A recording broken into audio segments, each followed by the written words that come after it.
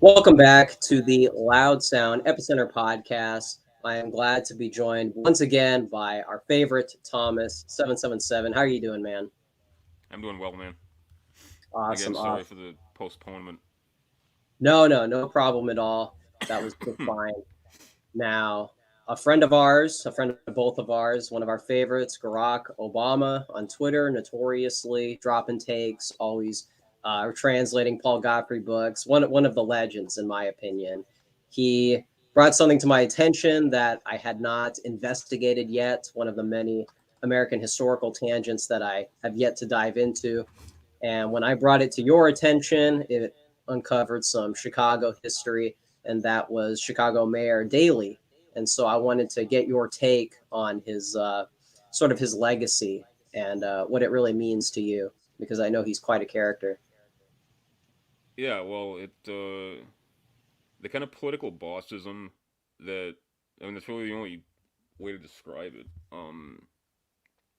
That that became characteristic of Chicago. It's not something you saw in other northern cities.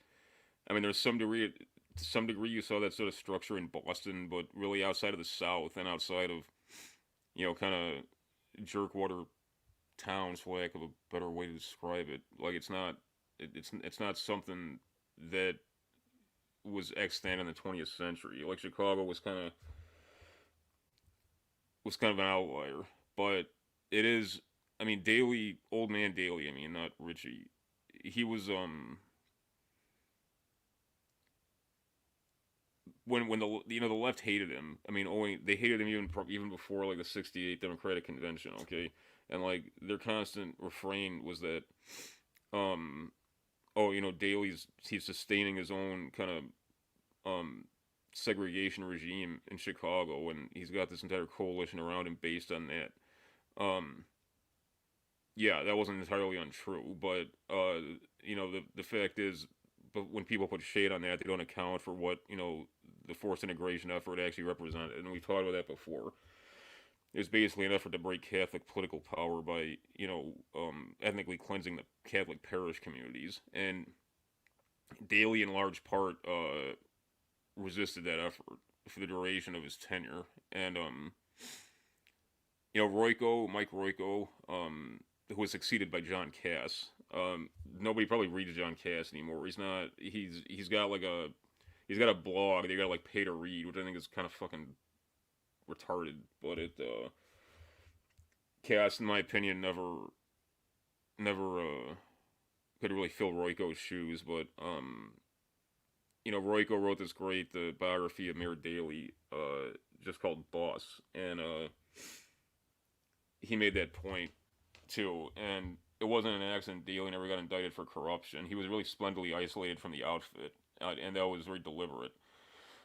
Um, there was a there was a there was like heavy interdependence, the point of like real incestuousness between the outfit and between official power, especially in the judiciary, and we can dive into that a bit if you want.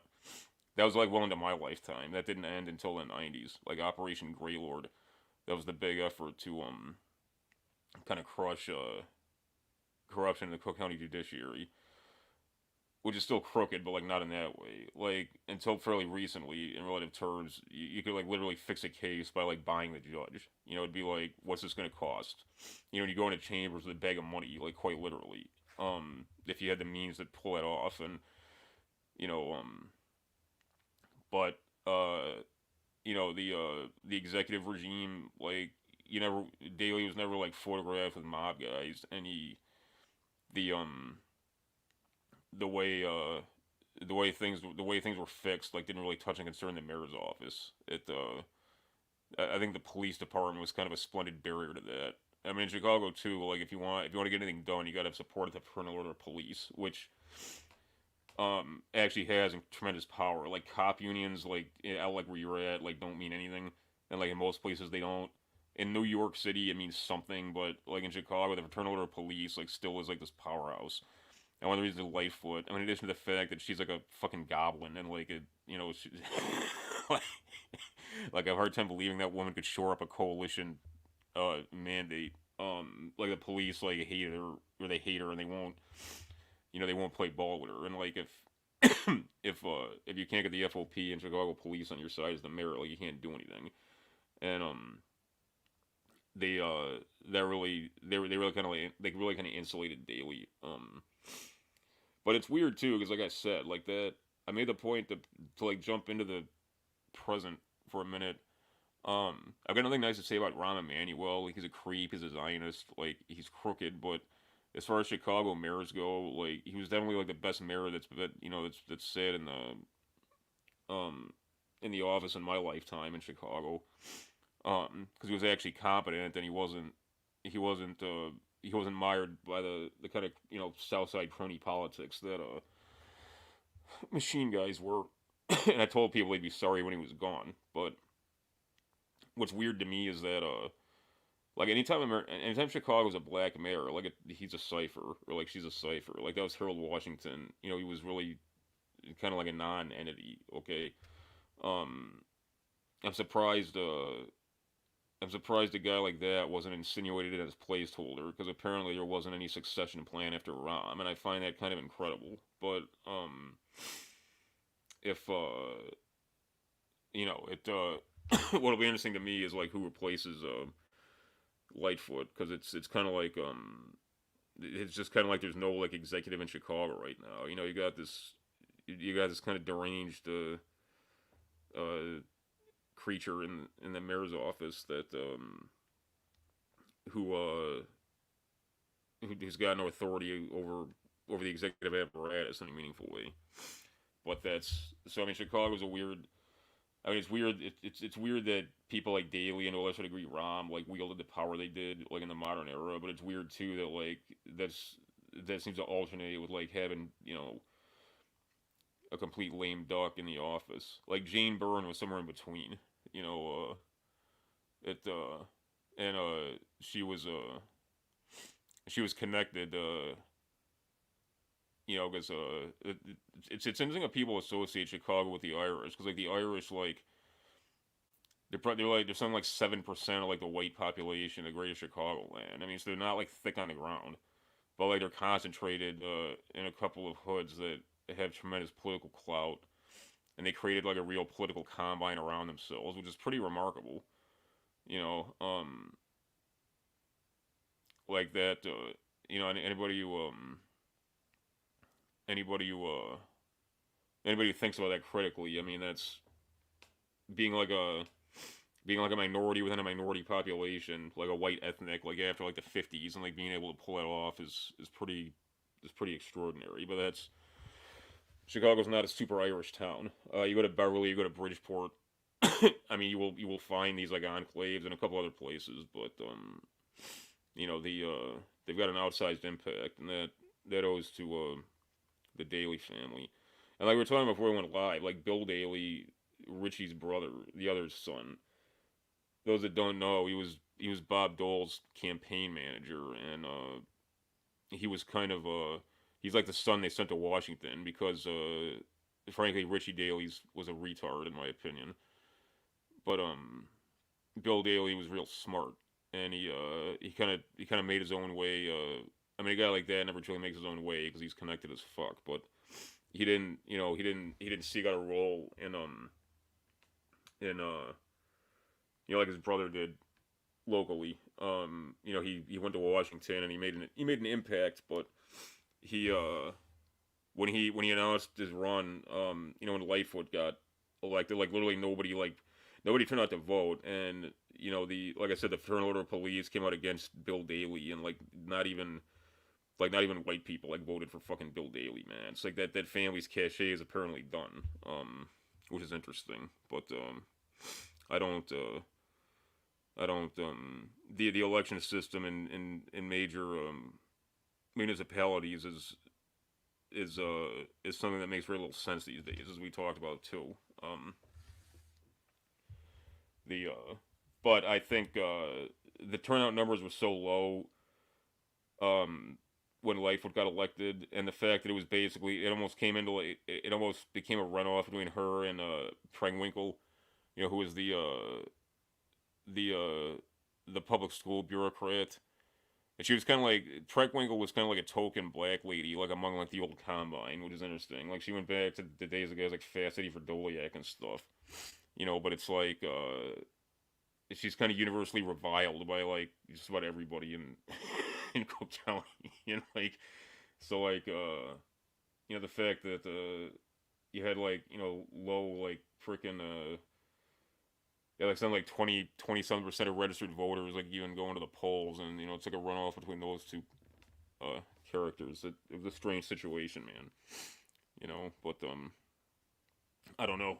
Goes to show you that among other things, like huge cities like don't really matter anymore. I mean, they don't. They're I mean, they've long been obsolescent, but they're kind of dying a slow death. Like the future is places uh like good our friend Kerry, who we record with a lot from Mind Phaser. Like he was in town the other week, and like he's from Illinois. He's from downstate, but he moved out to Arizona, and like that like a lot of like Midwestern people like moved to the Southwest, and I mean not just because they got like nice weather there. That's part of it, but that's kind of like that's kind of like the future like American living pattern, man. It's like towns are like like large towns or small cities, like cities of 5 million people like don't that's like a holdover of that's a holdover of industrial national economics. They don't it's obsolete, man, and that's why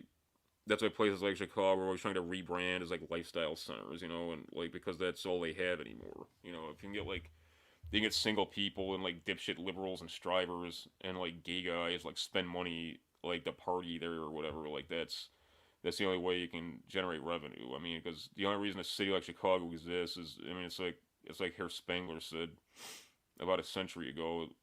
Cities like Chicago exist as workers' barracks.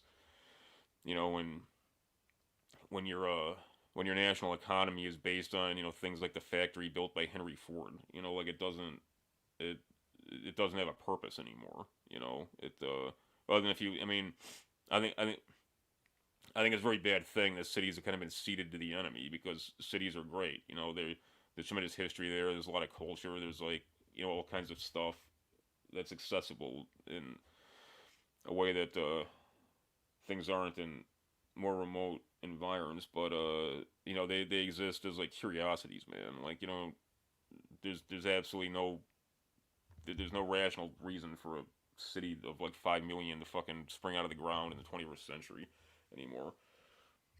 Unless you're in some like hellhole like Nigeria or something. Right?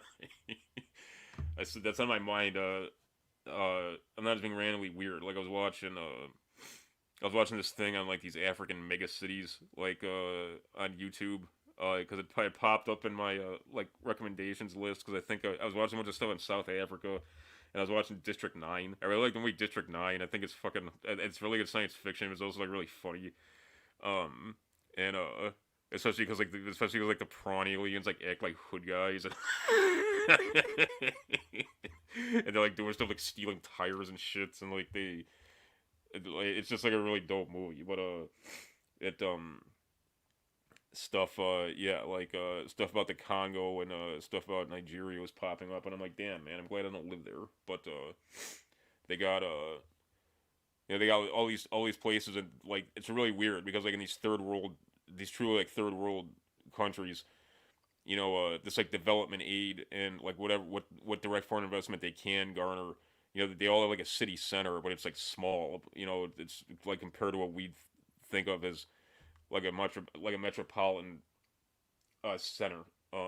But then for like hundreds of miles like around it, like emanating out, are like literally like shanty towns, and like from the air like it looks like horrifying. It's like it's like people like living in sheds made out of like freaking old old crates of like high C juice boxes, and like 7.62 millimeter ammo and shit, and like sheet metal, and like I don't know, it's wild. Um, I've got I've got I've got no desire to visit Africa, but I like to see it from afar. I mean, I strike that. I like to visit North Africa, um, like Morocco, Algeria, but I've got no desire to visit Nigeria, um, or anything like that. Oh yeah, and also in this thing it said that like they made the point because it was like a British production, and the British always have to insinuate gross stuff. They say like Nigeria is becoming a bigger sex tourist spot, and I'm like, that's pretty gross. That also seems like incredibly stupid. It's like, okay, I mean, if you're like one of these like dumpy fucking like Englishmen who goes on like sex tourist kind of stuff, like doing that kind of thing in Africa, doesn't that seem like a very bad idea? Like, I'm not like hip to like the sex tourist scene, but like it seems if you're gonna act that way, like I wouldn't think going to a place like Africa or Haiti would be like the best idea. Like as far as I know, like isn't that where like fucking space age and stuff comes from? Like, but yeah, there you go. According to this documentary, the like the prawns in real life live in Nigeria, and like and sex tourists go there. So that's my report on my YouTube viewing. But what uh what else? Um, what else did you want to cover?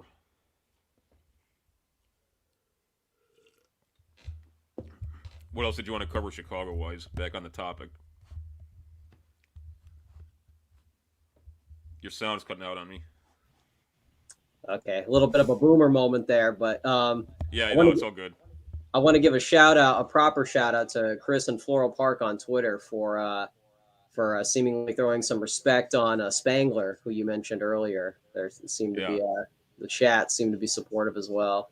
So, so a couple of people there. What else do we got here? Joe Biggs was asking, and I was curious if you see the some of the different levels of corruption in Chicago as exceptional, or do you kind of could that be representative across the other states, kind of like an American thing, or do you see No, Chicago it's as something? exceptional. Like the only other, and for a northern big city, it's crazy. Like the only place you see stuff like that is in Louisiana. You know, like in New Orleans. Like I'm not knocking the South. I got a lot of love for the South, but you know, you go to places like Louisiana, and you know, there's like a historic level of corruption that's just like not really tolerated in the North. I mean, the North has other problems, but Chicago is incredibly crooked.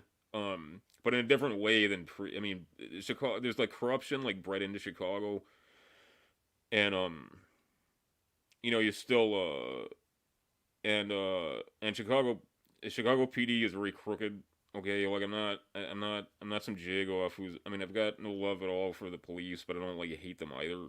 You know, I'm not some jagoff like you know who's on some defund the police tip or something. But you know, Chicago PD is like flagrantly corrupt in a way that, frankly, like most big city police departments aren't, especially in the days of body cams and things. But there's ways around that, and believe me, they employ those ways liberally. The big change in Chicago was, like I said, really until the early '90s. Like here's the way the outfit worked, and the way it wasn't like the mafia. I mean, like it was, but it was its own thing. And when the outfit reigned, I mean, first of all, thing to keep in mind: the reason why traditional organized crime isn't a thing anymore, like everything we take for granted, whether it's porn, whether it's unsecured credit, you know, whether it's gambling, like all that stuff is legal. Okay, but that's what traditional organized crime was. It was all those things.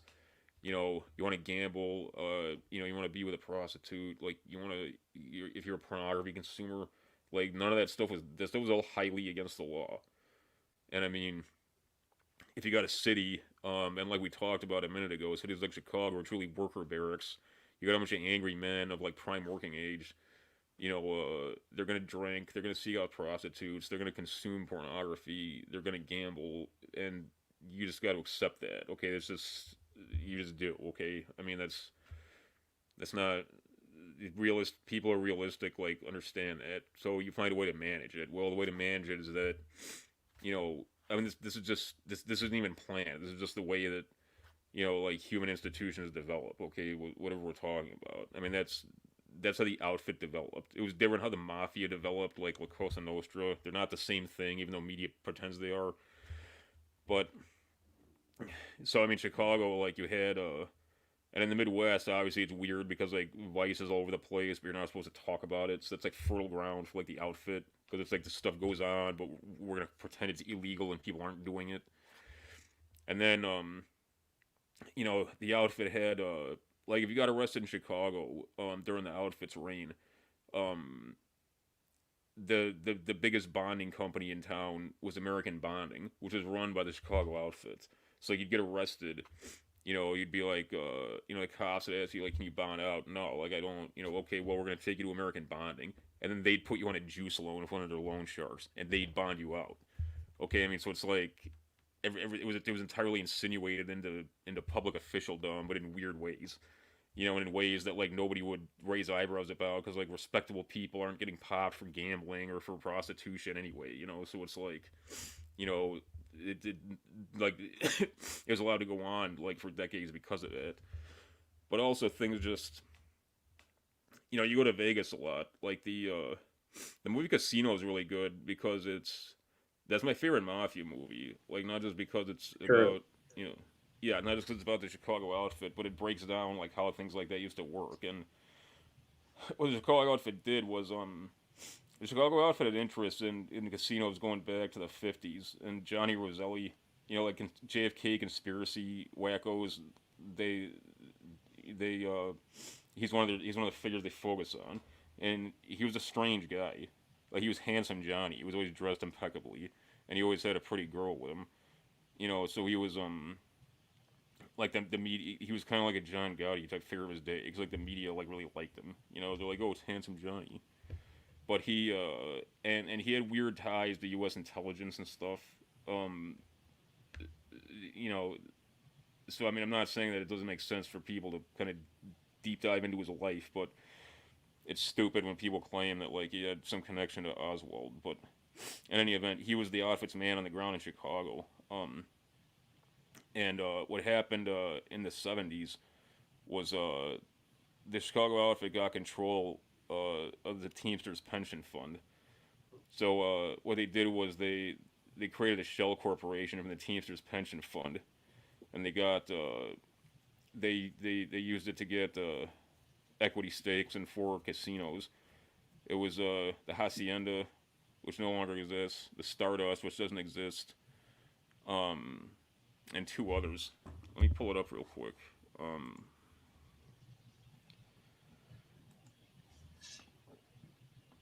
the Fremont, which I think became the MGM Grand, and the Marina Hotel, which I think, or the Marina Hotel is the MGM Grand now, and the Fremont Fremont still exists, but the others are the Hacienda and the Stardust, and the shell corporation was called the Argent Corporation, and obviously, you see, in those days too, what's fascinating is that Las Vegas really wasn't shit. I mean, it was the people on the West Coast, but one of the things that put Donald Trump on the map is that Atlantic City was outperforming Las Vegas like until the 1980s. When Trump got Mike Tyson to sign to exclusively defend his undisputed titles, WA, WBC, IBF titles in Atlantic and Trump casinos. So this was huge. So it's like Atlantic City being like a shithole and like Las Vegas being like this huge freaking thing that like draws like international tourists. Like, that didn't happen until the late '90s, man. Like in the '70s, like Vegas was one of the reasons the outfit liked it is because like nobody else had a stake on it. Like there was one guy who like the New York Five families like sent out, who took it with Tony Spilotro, and like basically it was Spilotro's Frank Collada related. It was like obvious why this guy was here because like New York wanted to see what was going on, but like New York had Atlantic City and they knew they couldn't fuck with the action like west of the Mississippi anyway. Because like, what are they gonna do? But but nobody cared that Chicago had Vegas because there wasn't there wasn't the Los Angeles like organized crime element. I mean, there was in like the recording business and stuff, but they were like kicking back to the East Coast and stuff, and like it wasn't its own thing. So when the Argent Corporation popped up, it's like who's gonna like argue with it? Everybody was either cowed because about out of fear, or they were getting paid. The problem was the like when the indictments started coming down, I've gotten banned off all these like Mafia fanboy like channels and on Telegram and stuff because I'm constantly arguing with these idiots who are like they're constantly ragging people like Collado over the coals and they're like he's a rat. It's like okay, like what loyalty do you have to the Chicago outfit? Like the reason you cooperate with them is because if you don't, you're dead, and because like you're insinuating into that life, like you're getting paid. You know, like these fucking queers, like they think it's like the movies where it's like, yeah, we're honorable men. Like they think everybody has like some gay brotherhood of the mob or something. It's like I'm not gonna like not testify on guys who are gonna kill me. Like you know if they even just because like they don't want to take a chance that like I might fucking cooperate. And it's just like the guy in Casino who's supposed to be Joey Iupa. In the casino they call him Remo. Like when he based one of the reasons the outfit like went down so hard is because they whacked everybody. He's like, why take a chance? So they kill the Spilatro brothers, and for the record, they were beat to death, um, out by Bensonville because like if you discharge a firearm, I mean that's suburban country. You can't be like throwing shots out there like somebody will call the police. So I mean in Chicago, if it didn't have capos, they had crew bosses, but Spilatro would be equivalent of like a ranking capo in like a New York mob. Dude was like unceremoniously beat to death. Like think about that, because like the bosses didn't want to take a chance. It's like why would you have any loyalty to that organization, man? It's like that's so it's friggin' it's really really gay that dudes like act like that. Because they watch fucking The Sopranos or something. But in any event, um, one of the things that led to like but I think the outfit got crazy. Like the Purple Hotel, it was literally this Purple Hotel in Lincolnwood, which is just north of the city. And Alan Dorfman, he was he was one of the trustees of the Teamster Pension Fund, and he was a guy from Deerfield. If you want the geography, like with that terrible shooting happened on the 4th of July in Highland Park, like Deerfield is like right around by Highland Park. Okay, so it's Lake County, right over the border from Cook County. Dorfman was going into the Purple Hotel in Lincolnwood. That's actually where I took the professional responsibility exam for the, um, before I graduated law school. And Dorfman got blown away in broad daylight, and he was like, I mean, he was connected, but he was a civilian. And on top of that, he was like a suburban guy. Like they were doing things like that. Um, that kind of stuff draws heat that like nobody was safe from it is what I'm getting at. And the Iupa was kind of he was the last guy who'd come up with the Capone gang, and that's the way to look at the outfit. Like the outfit was really it was really just like a legacy Capone gang, and it had it found unique ways to insinuate itself into diverse enterprises. I mean, owing to the way Chicago is, and owing to the fact that there wasn't any one like white ethnic group that was truly dominant here. Like, and it's not like New York. Like, lean is quite different. I know Boston is. Like the East Coast is a different thing, but that's the way to understand it.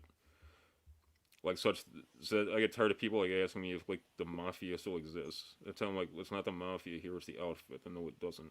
The only thing comparable is the cartel, but it's not even a good analogy because the cartel's at war with their government. Like it's not. I mean, yeah, I'm sure. I mean, Mexico, in my opinion, is basically a narco state. And for all practical purposes, and I understand because like Mexican guys have told me like regionally it varies dramatically, but um, the major cartel structures. I mean, they're regularly at war with each other, but also with the Mexican government. I mean, it's like the strength of the outfit was that it wasn't at war with the regime. It eventually that it became that way with the FBI, but that was kind of you know that was that was kind of when it was when it was becoming obsolescent anyway. The I mean, shit, man. I'm old enough to remember. I know it's lame to tell like old person stories, but I won't have to remember like really until really until the late '90s. Like in the late '90s, I started going into like mom and pop video and DVD stores, and they'd have like a porno section, and these were like in suburban video stores. Like they used to be like a big like taboo. Like you'd go to like Chicago, like had like a de facto kind of a quasi red light district where there'd be like porno shops and shit, you know, and like those were all outfit things. But there was something that was like really frowned upon. You know, it's like how could like traditional organized crime thrive when I can like anyone can get online, they can download as much pornography as they want basically for free. You know, if you want to gamble, you can do that. I mean, shit, man. You could be like a literal bum and you get like a payday loan. Like if you, I mean, if you have anything, you can put up for collateral. I mean, think about it. You know, it's what would the outfit be doing? And even if if they could exist somehow, like who would you be kicking up to? Like the whole ultimately organized crime derived its power from the fact that if you were in the game, like they could whack you and they wouldn't have to pay for it. You know, like it's like when when the you know like so that's where it got its power from, and like that was it. You know, it's like look, you're in the game. You know, you turn up in like a car trunk, like at O'Hare Report. Like the cops aren't gonna care. No one's gonna get prosecuted for it. So like basically, like your life is fucking forfeit. I mean that's you know, and I mean, that structure doesn't exist anymore unless you're like Bill Clinton, but that's different. But what do I? Yeah, this is Joe Biggs's super chat. Thank you for sending that. Appreciate it, Joe Biggs. Do you have a specific take on the T-shirt he's referring to? Well, yeah, but he wears this fucking underwear in public. What kind of man like even if he's a cipher like he's I mean the guy at least is he holds formal title as like a president of a sovereign state. I mean I think Ukraine's a joke. It's the Somalia of the Urals, but I mean it's like you know the guy wears a the guy wears an undershirt in public. I mean, granted, like I don't think I'd spiff up that much if I had to meet Boris Johnson because he's a freaking jagoff. But like a dude's literally wearing he's literally wearing an undershirt and he's always wearing those like stupid freaking like walking sneakers too. Like they're not basketball shoes or like those. They look like the Target off-brand that are supposed to look like Pumas. You know, it's like it's like dude, it's like you dress like a child or like a freaking hobo. I mean, it's like what it's the whole thing's ridiculous, man. Like I can't. It's but it goes to show you like how broke that state is. I mean, it's like imagine. Yeah, I was talking about like I was watching this stuff on YouTube about Nigeria, like a place like Nigeria or Angola. Honestly, like Ukraine's like not any better, man. Like frankly, like in terms of it's just as much of a it's just as much of a freaking contrivance. But it's being Um, serious though. yeah. He's an odd choice. Like it's like this is the best guy you come up with. I mean, some freaking comedian who used to dress up in drag on TV and like can't be bothered to take a shower or like you know dressed like an irrational adult. I mean, the whole thing's weird. When you were describing Mexico, would you say it's a good example to that would be like Libya? Is that kind of like the state that Mexico is with the cartels and like anarcho tyranny in Sam Francis's terms? Would you Yeah, say I mean, I that'd be think accurate? Libya's got more kind of tragic intrigues because of its proximity to natural resources, and Libya actually was Libya under Gaddafi. I mean, you could say that it was like a dictatorship, this kind of Bedouin, like big man, okay, and you wouldn't be wrong. But Libya was the richest state in Africa.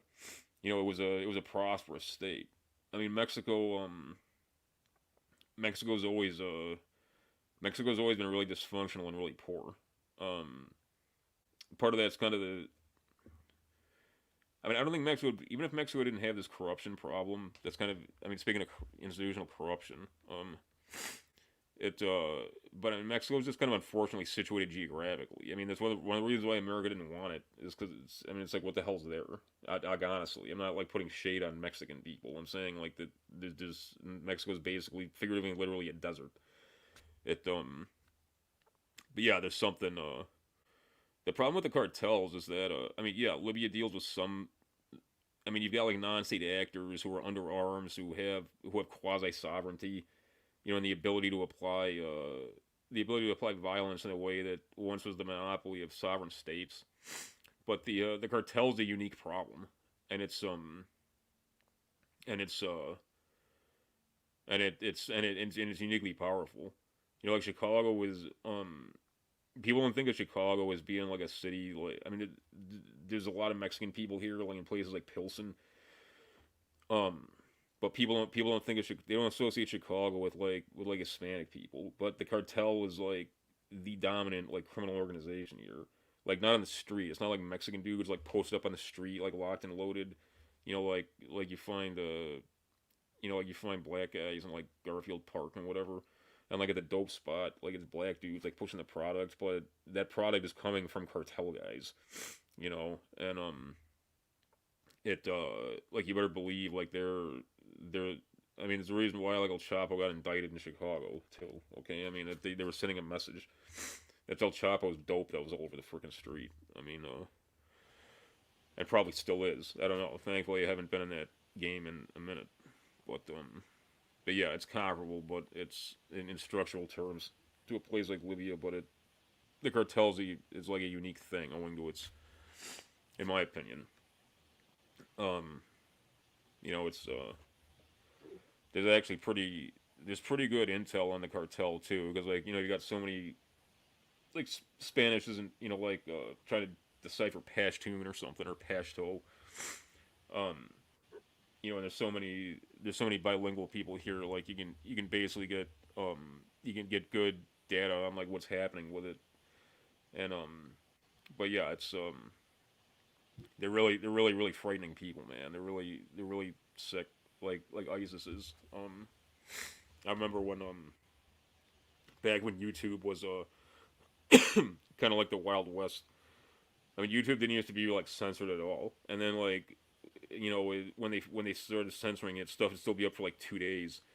Um, so like in the earlier 2000s, like cartel guys would they'd post up like murder videos, and then like it'd be up for like 12 hours before it got yanked, and then the guys would like have mirror sites, and like I saw a bunch of that stuff, not because I'm a ghoul, but because I was kind of intrigued in the in the politics of it, and there's those guys are really horrific, man. The stuff they do. They whack people's entire families. Like it's not just Hollywood stuff. Like, and they make a show of that. Like, one of those videos, like, when when the Gulf Cartel was at war with some other faction. One of the they like one of the Gulf Cartel bosses. These these hitters went and they wasted like his mom and his sister and like his younger brother. Like they just like whack like two old women, like cut their heads off, and it's like Jesus, man, like who the hell does that? The only even ISIS generally doesn't do that. I mean, they do horrible stuff to females, but you wouldn't see an ISIS video where they're like wasting an old lady. I mean, they've at least got the sense to realize that's not a good look. But yeah, cartel gives no fucks, man. Like I told people thought I was being silly. Like there's this. I'm not gonna name the intersection, but there's this mural like around Pilsen of like Santa Muerta, and like nobody fucking defaces it. Okay, like even like knuckleheads don't like tag over it. There's a reason for that, man. Like it's creepy. Like I'll take a photo of it sometime inconspicuously and like post it up. But yeah, that's Somebody was asking, do you think it would be accurate to say that the cartel is one of like the covert ops that's the CIA is taking advantage of, since they're kind of like a competitor in the same realm of among other things? Would you kind of put it in that category? I mean, if you're gonna carry out black ops in Latin America, um, including Mexico, like you're gonna have to deal with whoever the power is on the ground. So I mean, yeah, I'm sure that anymore, I'll bet you that I think the CIA is kind of a joke and has been for a long time, but DIA, Defense Intelligence, is pretty heavy, and the guys, I guarantee you that there's a lot of like private companies who are like contracted to do like intelligence dirty work, I mean, whatever intelligence element there is on the ground, deployed by America, yeah, I'm sure they do business with cartel guys because you have to. Um, is the cartel a creation of American machinations? No. Um, it's NAFTA created it. You know, the reason why well, two things happened. The uh, the cartel the cartel cultivated its own well, they did a few things. They uh they cultivated poppies that they could manufacture their own China white domestically, and then they started synthesizing a huge amount of fentanyl. Okay, so they no longer needed the Colombians, but also the reason why Colombia was this hotspot is because the port of entry for narcotics was Miami, because like America had a hard border. You know, like like when NAFTA, for all practical purposes, like erased like the hard border with America and Mexico. Why is why do the Sinaloas or the Gulf Cartel or the any of these guys or Zetas, like why did they need Colombia? They didn't. Um, Plus, people telling me, I don't know. I never got into cocaine, even when I had drug problems. People tell me like the cocaine on the street today is like garbage compared to like the '90s, the '80s. I'm sure that's true because so many people say it. And despite what people claim, like, oh no, how would druggies know the difference? Look, if you're some guy like your whole life is drugs, you pay attention to the quality of your drugs. Okay, so that's like a dumb thing for people to say. Um, Probably Colombia may have been cut out of the equation for all practical purposes. You know, it's like I don't, I don't. I'd be really surprised if like cartel guys are like kicking back to Colombia to like share the freaking wealth. I mean, but yeah, the it was NAFTA that really built the Mexican cartel. Plus, like, I mean, I will say this though, and then we can move on. But like, speaking of Zetas, I mean, Zetas were like these high speed, like special operations types, and like they joined the cartel because like the pay was better, or because they were just like outlaw type motherfuckers. But those guys were trained by U.S. SOCOM. You know, that's not some lefty myth or something that pops up in Mother Jones as some crazy story. That's totally legit, and that's why those guys were such badasses. You know, they've gotten away from that military core. You know, it's not like Zetas these days, so they still exist. I'm told like they're not like hardcore like hitters anymore, like who got special ops backgrounds and like police backgrounds. They're just like dudes, who are willing to kill. But Zetas in its heyday were bad dudes, man, and they were proper commandos. Somebody earlier, and I was meaning to mention this maybe, but yeah, when we were talking about Vegas, I mean the Howard Hughes influence, and maybe just pop culturally speaking, also there's some Elvis lore in there as well. But when I was getting into the airport, they've got a thing to pay tribute to Howard Hughes, and so That's awesome. is there That makes me, a, yeah. I haven't been to Vegas airport in since 1995. So, but no, that yeah, Hughes was an amazing guy. No, yeah, Vegas has more culture than people assign to it. Um, I think it's yeah. I mean, I realize that a lot of his character's gone because you don't have stars like Elvis there anymore, or like the Rat Pack, and it's weird how like traditional Vegas shows have been away to like DJ residences and stuff, and um, but there is Vegas still has its origins still shine through to more than a little bit. I think and yeah, Hughes had a huge impact on I mean, not just because he sank a lot of money into it, but yeah, I think he had a vision of kind of the direction the country was going. I mean, he knew Vegas was going to be a big deal, or something like Vegas would be a big deal. would you say that some of the organized crime that used to have power over Las Vegas, that's kind of like the last vestige of that old Americana having like a strong influence in that city since then? Because I mean, after the '70s, I can't really think of like what notable thing, what notable American culture existed in Vegas after the I Mafia. mean, there's some weirdness happening in Vegas until the '90s, and like Fat Herbie Sperling, he got whacked, and this was long after the casino trial and everything else. And I mean, weird things like that still happen in Vegas. Okay, I mean, it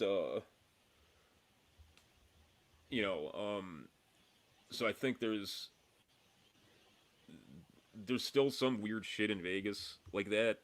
But obviously it's the kind of just sort of echoes of things that came before.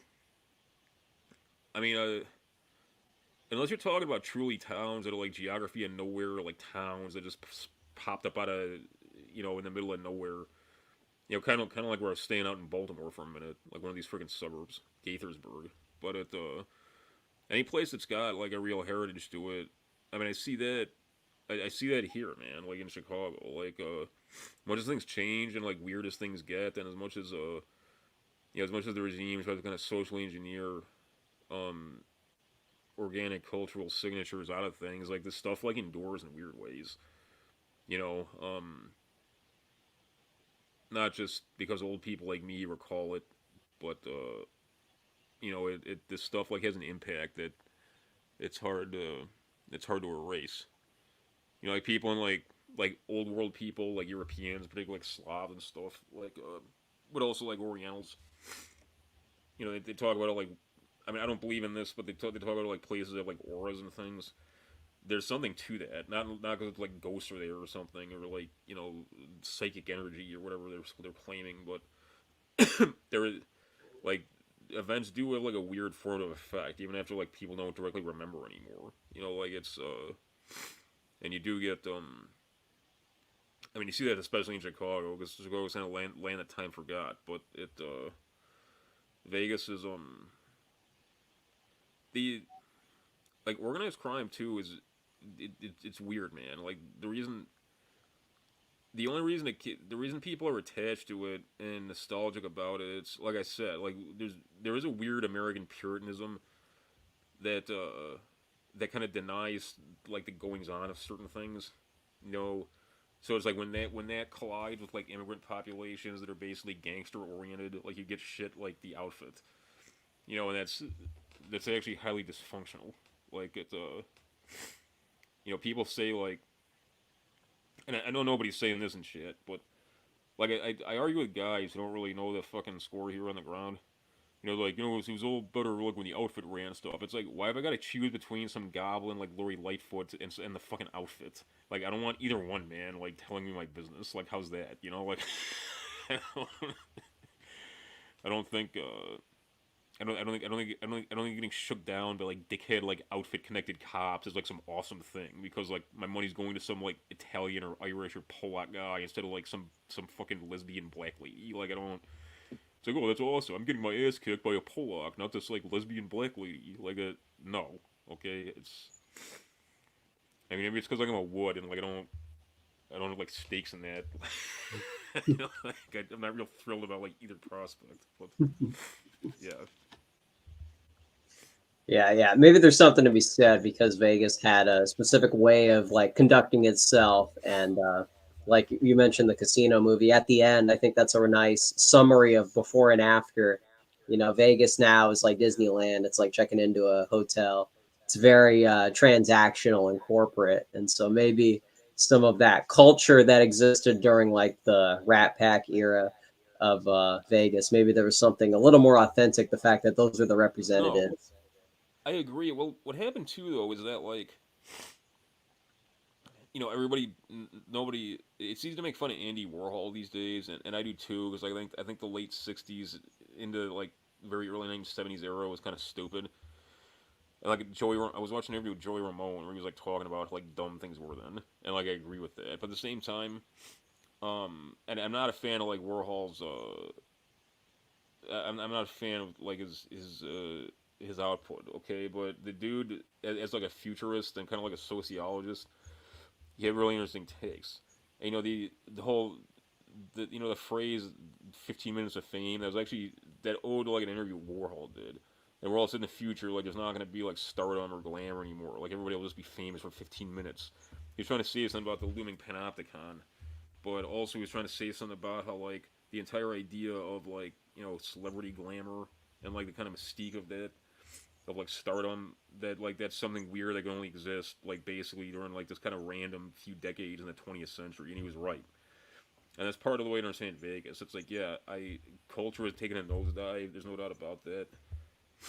But I mean, one of the reasons why like guys like Elvis and guys like Sinatra couldn't exist today is because there's like no more stardom. Like there's you can't even ask, if you ask like really young, you ask like a teenage kid like who a movie star is, like even girls who like traditionally follow that kind of shit, like they wouldn't even be able to tell you, like that nobody, there aren't movie stars anymore. The fact that like Johnny Depp is like an old man, he's like in his 60s or practically, yeah, he's like in his late 50s, but it's like there's no, it's like, okay, maybe Ryan Gosling, but he's making money, like, and I like Ryan Gosling movies, he's one of my favorite actors, but he's not like Steve McQueen or like some like leading man from the 80s. He's like a dude who does like a lot of weird like random movies because like that's what he has to do to kind of stay on the map as like a master of his craft. It's like there's not like starlets anymore or like leading men. It's like there's not rock stars. Like that kind of thing wouldn't be possible these days. Um, so that's part of it. But it's some of the Vegas has stepped back somewhat. Like in the '90s, the mid to late '90s, that's when Vegas really was trying to market itself as like this family friendly, like truly like Disneyfied place, which was like retarded. That was like the zenith of where they have like fake pirate ships like doing stuff and like out front of like the Luxor or whatever. And that's also where you could take that stupid like Nile cruise like inside speaking of Luxor, like inside the Luxor. Like they got rid of a bunch of that stuff. But it's but yeah, it's it's weird. I'd be interested to see. I haven't seen the data. I know Vegas took a huge hit during like the COVID fakery. I'd be interested to see, man, like long term structurally with the ubiquity of gambling. Like I realize there's guys, particularly like card sharks, who still want to play cards in Vegas and stuff. But you can, and you can gamble anywhere. And it's like if I wanted to find a blackjack table, I could drive for 45 minutes and go to like friggin' Harris Casino. And if I want to put in my sportsbook bet, I mean I could do that online. I mean like I don't. A lot of the pull Vegas has going for it's like obsolescent. I mean, Vegas is all about women too, but I mean, it's like okay, like if your thing is like working girls, I mean, I could go to L.A. or I could go to freaking Manhattan. I mean, or I could go to downtown Chicago, and I'm not hip on like what took place at Backpage because I'm not a guy. I'm not a guy who spends time with ladies of the evening. But you in any big city, man, you could like find that action without it's not like the old days where it's like you might get your ass kicked by like approaching the wrong person and asking them, or like you don't know like where you go for that kind of stuff. It's like man, like even an idiot can find that. So I I don't know how profitable Vegas is gonna remain, but like when I get constantly spammed like vacations package stuff and other things, and it's always saying like cheap flights to Vegas. I mean apparently it's still a thing, but what do I know? I guess a lot of conventions and stuff too. Like that, it's still kind of like it's still got cachet as like a place where like people convene for whatever purpose. Marsha Forward sent 9.99 and then separately 4.99, asking what's your thoughts on John Dillinger. I know that there's some speculation that he was a plant to get people to stop thinking about the Great Depression. I was curious what your thoughts were. And he was a real G man, and he was like a real Peckerwood. And the weird thing about those original Public Enemies, and I dig the movie about Dillinger by Michael Mann, but Dillinger was kind of a tragic case. Like he was a farm boy from Indiana, and he got he was kind of like a local small town hellraiser. He got popped for some kind of two-bit like robbery of like a grocery store after hours, and he got sent down for like 9 years. And Dillinger murdered a guy in prison, and it was pretty clear that the guy had sexually assaulted him, and then Dillinger murdered the guy because he was, he was like a handsome young guy when he got sent there. So Dillinger's a couple of things. He's kind of a case in point of how the penal system warps people. So by the time Dillinger got out, he was like a hardened criminal, and like the Great Depression's underway. And it's like they asked Dillinger like why he robbed banks, and he said because that's where the money's at. There was a lot of, I mean, Dillinger probably after his experiences he probably would have become he probably would have been a G anyway, but there was dudes in the Great Depression who took up that life because there was everybody was everybody was starving. It's like that was America literally had food riots during the Depression, man. Like it's unthinkable. Like if you were born after like the 50s, or the 40s, but that's it's like why it's like why not like go all in? So Dillinger's interesting too because he was he had plastic surgery done and he had his fingerprints removed like when that wasn't really a thing, and it was like a gruesome process. Like it so I mean he was and for his time he really he was the first kind of take over heist man. So he was a stud. And the problem is he kind of liked the high life too much, and he liked and everybody gets too greedy, man. Like the North Hollywood bandits, like those guys are really interesting, especially Larry Phillips, Jr. But those guys had hit a bunch of banks before, and they got away grand total with like a couple $1 million between them. In the late '90s, there was a lot more money than today. But it's like they decided to do this last like huge score. I mean that's when it all went to hell. Like Dillinger, Dillinger got gunned down outside the Biograph, and because he was with a lady who sold him out. It was like some high end escort, because like Dillinger was basically just out partying. It's like you're on you're on the top of the public enemies list, and you're in downtown Chicago, like with a pretty attention getting woman, like partying. It's like what the hell are you doing? Like that's the whole point of being a gangster is that you can go out and like live the high life and get the girls. You know, that's why people are retards when they're like, yeah, John Gotti was an idiot. It's like, look, man, if the whole point of being like the boss is that like you wear $5,000 suits, and you have the best looking girls, and like you're like doing your thing in public, like you're there's no point in living that life and like courting that kind of disaster if you're gonna like hide under a rock and like not like enjoy that shit. But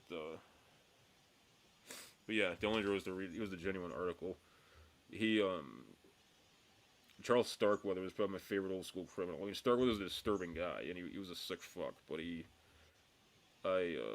Starkweather was kind of a man of my own heart because he was like rock and roll, and like I'm no gangster, but I can relate to like rock and roll, and if I'd gone wrong as a youth, I think I would have ended up more like Starkweather.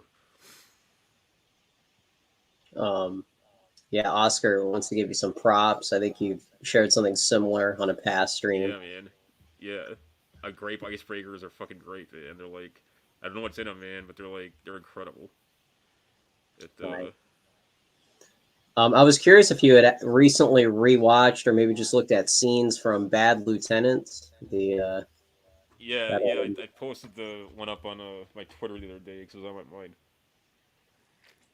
here we go. I didn't. These should just came in. What do we got? A song from Free John Gotti. Where Ever heard it? No, I haven't.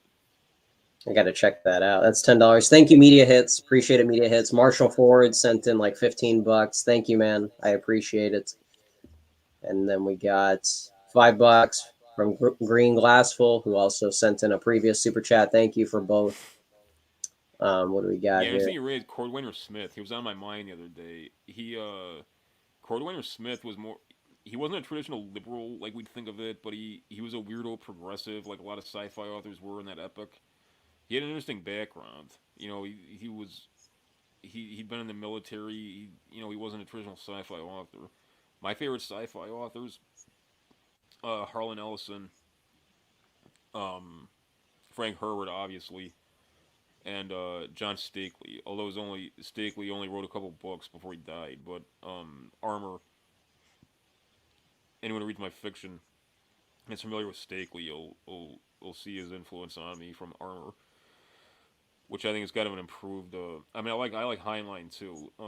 Starship Troopers. Everybody remembers the dumb movie, but the book is actually a great uh, military fiction classic.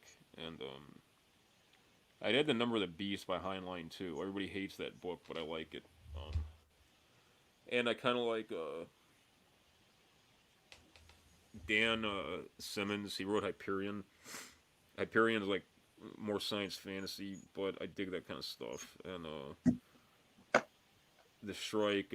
Somebody asked me if the Shrike inspired Zartax, and not directly, but I relate to those kinds of archetypes.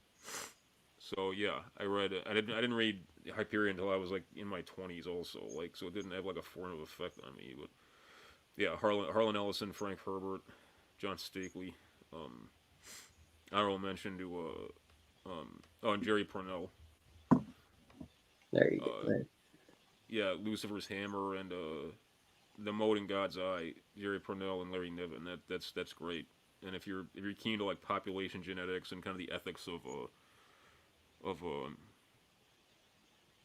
things like relating to like race and like you know ecology, you should read The Mode in God's Eye and The Gripping Hand. It's really dope. I think someone earlier asked about the Lord of War movie. I think that's with Nicolas Cage. That's pretty good. I know a lot of that for a Hollywood movie. Um, I thought it was pretty.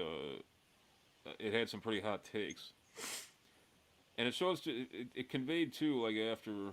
It conveyed too, like how after the Cold War, like there was all this, like guys like the protagonists, guys whose little job is providing providing the means to wage war, like to regimes that have need of military know-how and hardware. That the strategic landscape being very strange out of the Cold War, and like those guys, the traditional role fulfilled by those guys kind of became obsolescent.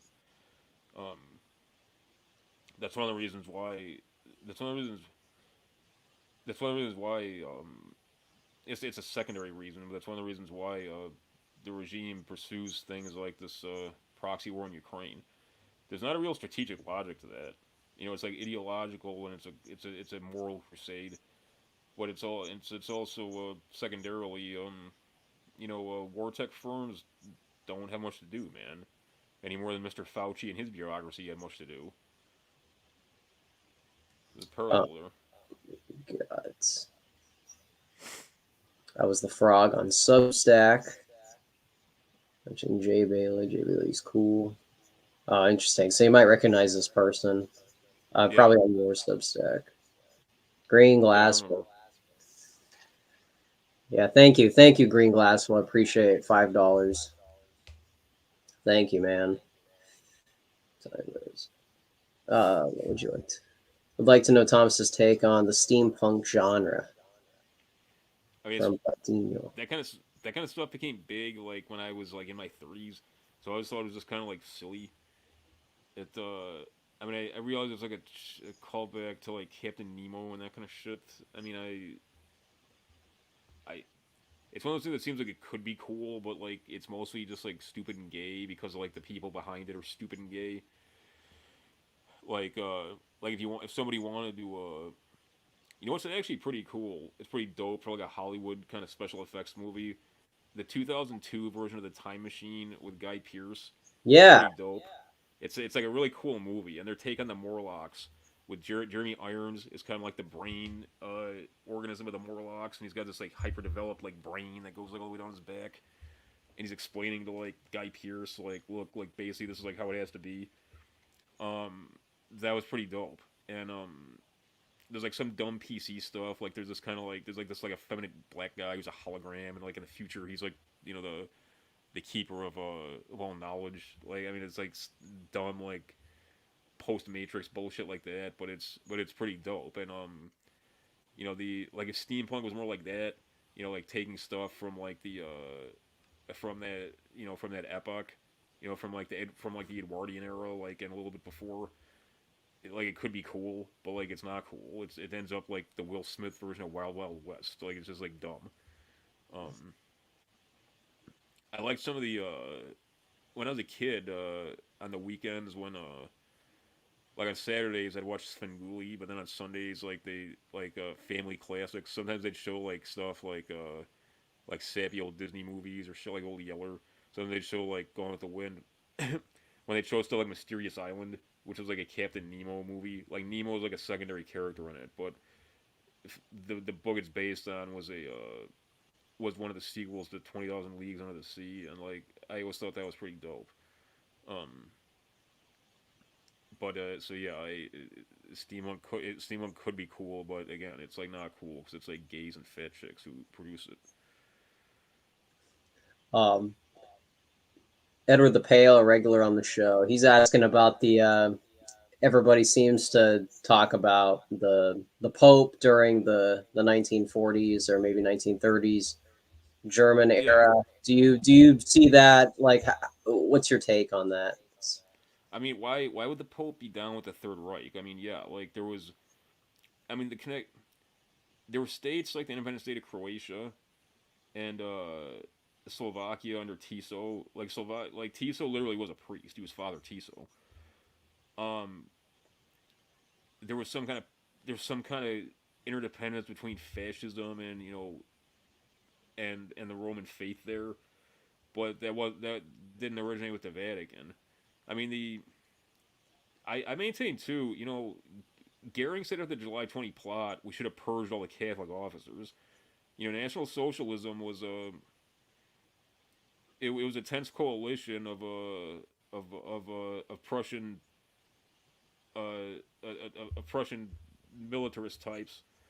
Um, you know, northern rural Protestants um, of humble means, and like Bavarian,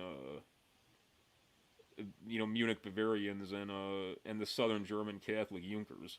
These are not people who liked each other naturally. They came together around the man of Hitler, and Hitler himself talked like a Prussian. He did not talk like a Habsburg Austrian. He talked about Germany as a legacy of the Prussian state in absolute terms.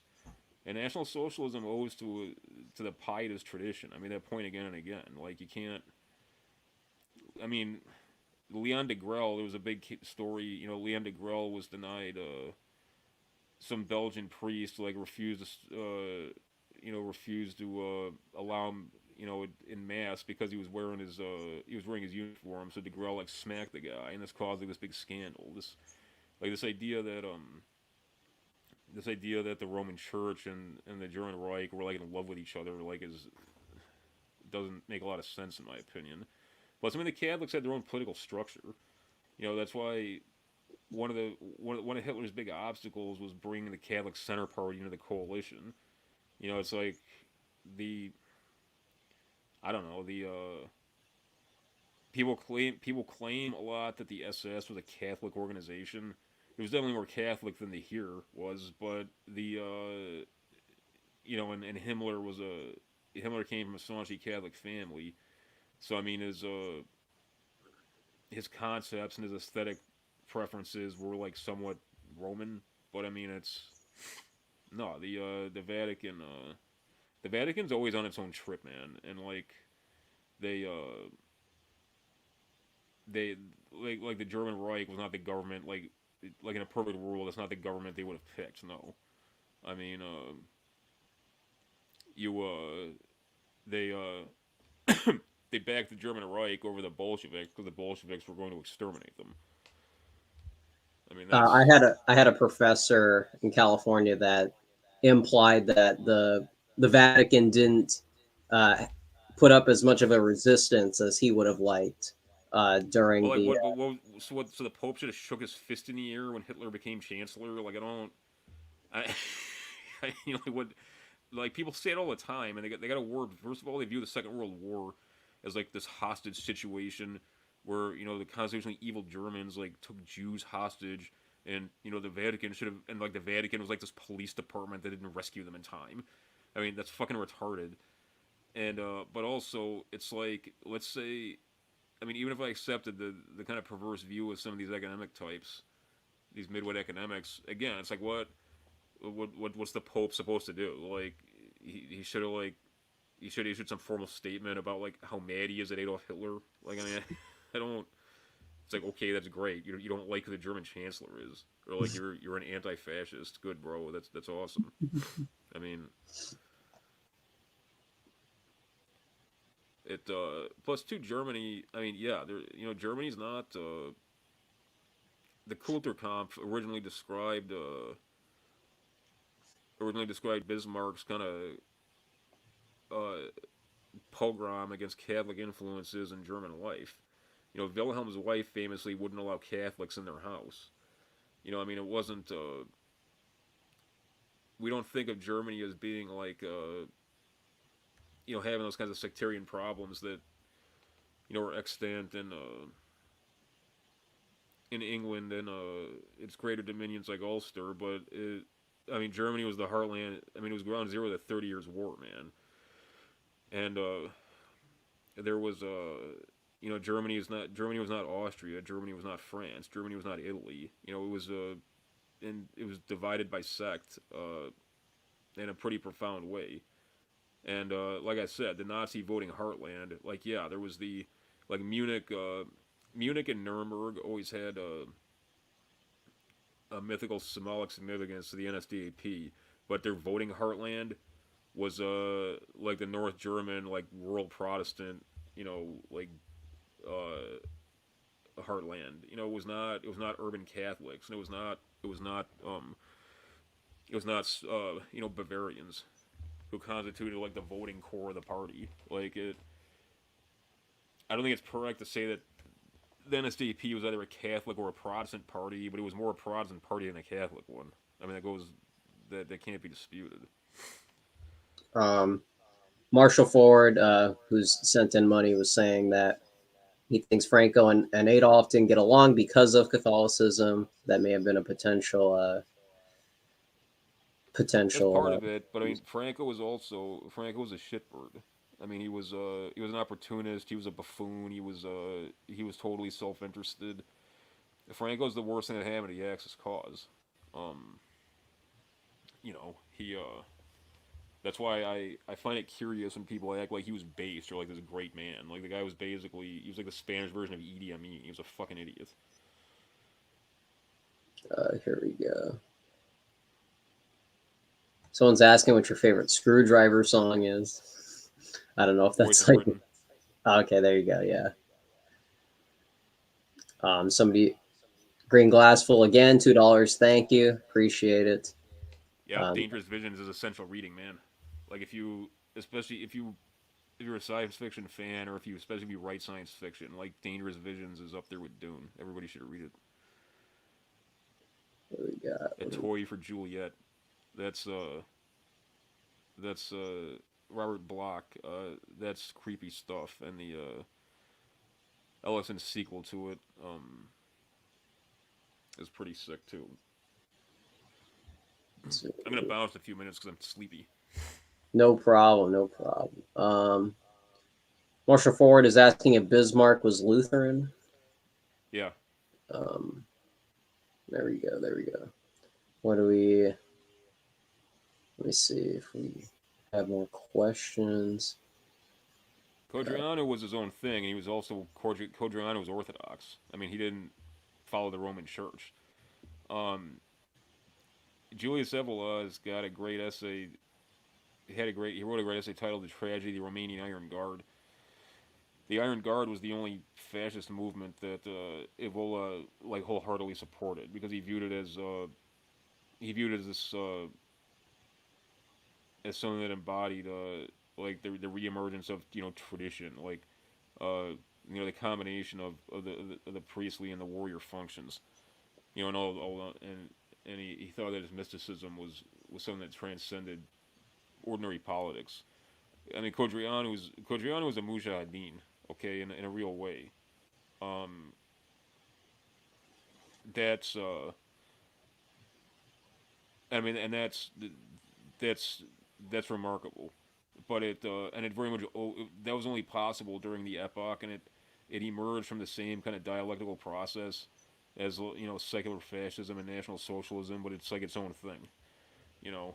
And Orthodoxy also, I don't know, I know a lot more about Catholicism than I do Orthodoxy because I mean, it's just not something I've got great knowledge of, but I do know something about Codreanu and his movement. I know something about Romania because I got very turned on to Mircea Eliade when I started reading theology. Orthodoxy, there's not the same. I mean, that's what underlay the Great Schism. I mean, well, there's not the same kind of central authority to Orthodoxy, as the Roman faith. So I mean, you had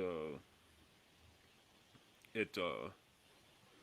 I know there's weird stuff too. Like there's some Orthodox who are like partially in communion with Rome and whatever. But it's if we're talking about what happened. What the Iron Guard were again. They were like an outlier. And it's Romania is a unique culture in all kinds of ways. That's the best way to understand it. Somebody media hits a regular. Thank you, $5. Appreciate it.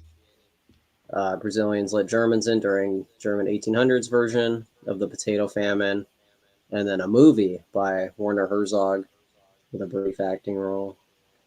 You might be familiar with that. So I'm a bit out of the loop. It rings a bell, but I can't remember it. But yeah, no, that's the Germans have been in Brazil for a minute, and yeah, there was real Germany in 1800 was not a fun place to live until that's one of the reasons why Bismarck's so revered. I mean, he turned a lot of that around. Would you see Franco's role in history like separate from his relations with other regimes, like just purely him responding to a lot of the Civil War and his rise to power? Would you see that as somewhat admirable, separately from like him as like a ally with a I mean, coalition not of other? really, because he was a superstitious idiot. I mean, just read about some of the ways that he was conned by people from within and without his own country, and you know this idea that okay, Franco immediately changed his stripes after the war, and that's one of the reasons why like Eisenhower was willing to do business with him. Okay, and it's like literally the moment that Franco died, like his regime was the dismantling began. Like if the minute you die, you're like your entire and you've reigned for decades, your entire regime and like the culture of that regime is just unceremoniously dismantled. Like you're a man without a legacy because you're either a fool or you're despised or both. I mean it wasn't the there were real Spanish patriots, um and they a huge amount of them died at places like Leningrad, like fighting with the Wehrmacht. And I mean, if you want an Iberian figure who really did the best for his people, it's Salazar. Okay, and Salazar was actually a brilliant guy. Um, and he Salazar managed to kind of walk a middle path and not antagonize the German Reich, nor the United Kingdom, nor the United States. Um, Salazar went all in for his people in Angola. And Ian Smith said that Salazar was the reason why like White Africa held out as long as it did. Okay, I mean, Franco literally was he was he was a caricature of like some buffoon caudillo, like you common to the most dysfunctional kind of Latin regimes. People got to get over that shit. Would you see him as better over like the Republicans during that era, or Well, what? yeah, but that says nothing. I mean, the Republicans, it's like yeah. I mean, who isn't better than a fucking communist? Okay, I mean, it's like that doesn't. Other than like out and out child molesters, there's like few people I don't like prefer to fucking people like Trotskyists. Okay, so I mean, it's like yeah, all right, that's great. Like that's That's like saying like, well, you know, Franco's okay. Like he's better than that guy who like used to beat my sister. It's like, okay, that's great. Franco's better than a guy who like ran over your dog. I mean, okay. There you go. There you go. Someone's asking about politics, trials, and errors about Nuremberg. Yeah, I haven't read it literally in 25 years. If we're thinking of the same book, um, and as I get into actually the the meat of writing this thing, I'm gonna I'm gonna address like all the main kind of court history takes on it, including that. But I know I'm familiar with it, but I'd have to reread it. There we go. There we go. Thank you, Rare Bits. I recognize your username. Checking to That's see if awesome. Welsh we, rarebit. yeah, there you Why go. is Welsh rarebit rarebit? It's not rare. It's not a rabbit. It's like bread with like hollandaise sauce on it. That's something to ponder. I'm gonna bounce a minute though. I'll answer one more question, then I'm going to go. Um, Oscar was asking if you saw the New York City. I think this was like the art hop type event that was posted. I forget the name of it. Claimed Shakespeare was such an imbecile. Yarvin claimed it was didn't even I didn't write his see name. it, but like, let me say this: Curtis Yarvin is literally a guy who looks like a garden gnome in drag. He's married to an SPLC disinformation agent, and he's a Jewish liberal who loves Joe Biden. Like the fact that people like talk about this guy like he's anything other than like a blight on this fucking planet is incredible to me. He's wrong 100% of the time, and he's a gay nerd and a loser. Like, why do we even know this guy's name? Like, Yarvin means as much to me as like some like piss-stained wino on the L like yelling random obscenities. Like the only reason I know, you wanna know how I heard about Yarvin? Because when I got back on the internet, like right about 2 years ago, everybody's like, dude, this guy Bread Mold, he's like the most based right wing stud like anywhere, man. He's so fucking awesome. I would like suck his dick. So then I'm like, okay, well this guy must be some like far out like freaking like really incredible guy. So like I Google him, and up comes like this guy who like looks kind of like Bozo the Clown and kind of like a lady, and he's like whining about like Ayn Rand stuff, and I'm like, dude, like, are you guys like pulling my leg? Do you think I'm like old and stupid or something? Like they like trying to like make fun of me. Then I realize like people honestly like are hip to this guy's jive, and like that's incredible to me. But then again, I mean, like some people sniff glue. I don't know. I don't judge. All But right. no, I didn't see it. Do you have a take on Shakespeare? Since Oscar might. Well, yeah, I mean, if you know, he, I mean, he was the greatest scribe of the English language of all time. You know, um, it Yarvin's ancestors were like selling rocket vodka to Polacks, like when my ancestors were reading Shakespeare. So that's why he doesn't like it. But and of course Shakespeare is most likely like the author of the King James Bible. The translation, obviously. No, Shakespeare's great. Because not liking Shakespeare is like not liking the Ramones. It's like there's not like one Shakespeare play you like. Like, what's the matter with you? Like, you know, Julius Caesar is freaking dope. Julius Caesar, The Tempest, and Titus Andronicus. Like Titus gets a bad rap because people claim it's like pornographic, and like Anthony Hopkins made that awful movie funded bankrolled by Bannon, but it's actually a compelling story, and like ancient Rome also was like messed up stuff happened there, so it's like yeah, but that's anyway. I'm tired, man. I'm gonna raise up, and yeah, No tomorrow we'll problem. we'll get some recording done. So like I'll hit you up. I'll hit you up like mid morning your time, and yeah, thank you people for coming into the chat and for thanks to the super chat people for helping out Ace. We've got to support him. He's a young man pursuing an education, but Thank you, man. Appreciate it. yeah, yeah. All right, I'll see you later. Thank you, man. Thank you. Yeah, be good, people. All right. All right. Well, there you have it, folks. The man himself, the ringleader. Really appreciate you guys tuning in this late. This late. I don't want you guys to lose any sleep tomorrow, but we can hang out for a little bit here before we get going. Thank you guys. I really appreciate it. Edward Ford, I don't think I thanked you for your first super chat. I think it was about $2. Thank you. Thank you. I appreciate it. I appreciate all the super chats. We just got the super chat button back.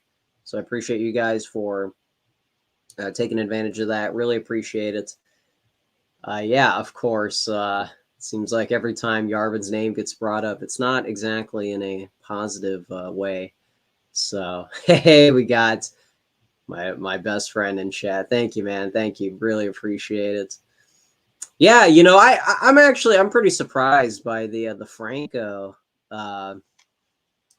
stuff. I was expecting something a little different, but I guess when you're this interested into politics, it's everything kind of has a different standard. Your priorities are a little more different. So, hey, bass guitarist, I saw you get in here earlier. Thank you, man. Thank you for being here. Hopefully the tractor and the traffic is doing better. Really, really appreciate it. Hey, Castizo Donkey Kong. Thank you for being here. Yeah, no. You guys make it all worthwhile. What is this? Some more? Yeah, there we go. Thank you, Elon Bus. We'll have some stuff to talk about after the show. What else do we got? We got any more? Got the tractor home. Good to hear. Hey, Montrose moment in chat. Hey, let's go. The only person we're missing here is Vingel. Where's Vingel? Probably getting some sleep, which is appropriate. But everybody else is oh, dude, come on. Enough with this. Marshall Ford, thank you for $4.99. You didn't have to do that. Thank you. Great stream that Yarvin takes. Yeah, I think Mutant is gonna have quite a lot of work to do here with this stream specifically. Yeah, Green Glassfell, good to see you here, man. I think you're from Thomas's Telegram. Appreciate the Telegram mob for being here. Really, really appreciate you guys. I mean, you guys are here into the late hours, and you guys are bringing a lot of good social capital. So thank you, man. Thank you. It means a lot. It really does. Picturing crashing one of those NYC. Yeah, hey, maybe you'll see me and Thomas arm in arm. Catherine D on his arm, some goth girl on my arm, walking into the Yarvin. What is that called? The ball, the Dell ball. I forget the name. And we'll just be walking in. Everybody's gonna stop in their tracks when we burst through the door. Yeah, definitely a hypothetical I'll keep in mind. Oh, dude, what do you guys? The show's over, man. You don't have to, man. Media hits, thank you, man. Yes, you are a regular. You were asking in chat. You are a regular. I recognize you. Ramone's playing Shakespeare Miami style. Now that would be interesting. What could yeah, they could probably do something like that. I can't think of any like Shakespeare themed metal or punk. I'll have to give that one a thought. We'll see. Devere. Yeah, I don't know what it is. Devere ball. Something. Do you really think? Do I really think what? David Kelly? Not sure. What, Silverhead? We're on Deep Purple's own record label. Oh, is that true? Thank you guys. Hey, by the way, if you guys are interested in the Telegram, we just got a Telegram channel. I think I got that in my Google Doc here, so let me give me a sec to find that. If anyone's interested, you guys have been going to town in the Telegram. So thank you guys. Is that in the...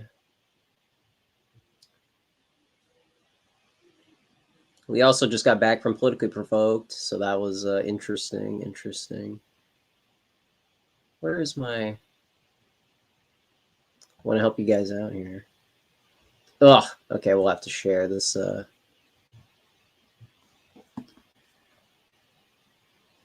Everyone join Telegram. Yeah, here. If someone has the link in chat, but here, I'll...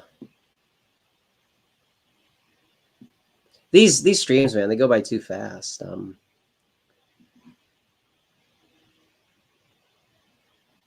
Can I share this?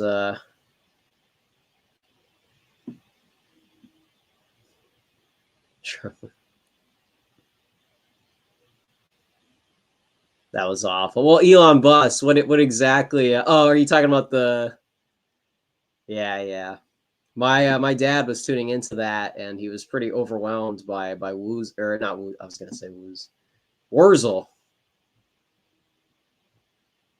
and but I don't know. I kind of feel like the cozy audience. I feel like millennials or really anybody older than Zoomers who grew up with Howard Stern, some of the prank callers, the characters. I feel like that stuff can be that might be a blast from the past. Okay, why can't? Okay, here we go. Thank you guys. Okay, here is the link for the Telegram, and this is probably going to be more active than the Discord. The Discord, it looked like we tried it, and now we're just going to.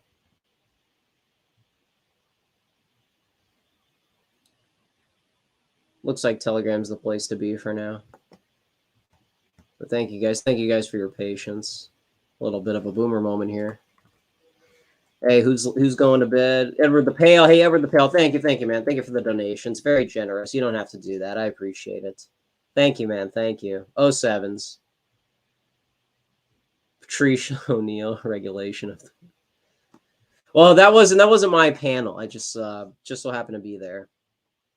But always thankful to see that firsthand. He sounds like German Peach. Well, hey, he's he's got the Mark Wahlberg sensibility. Hard to hate. Goth gals, of course. Who could forget?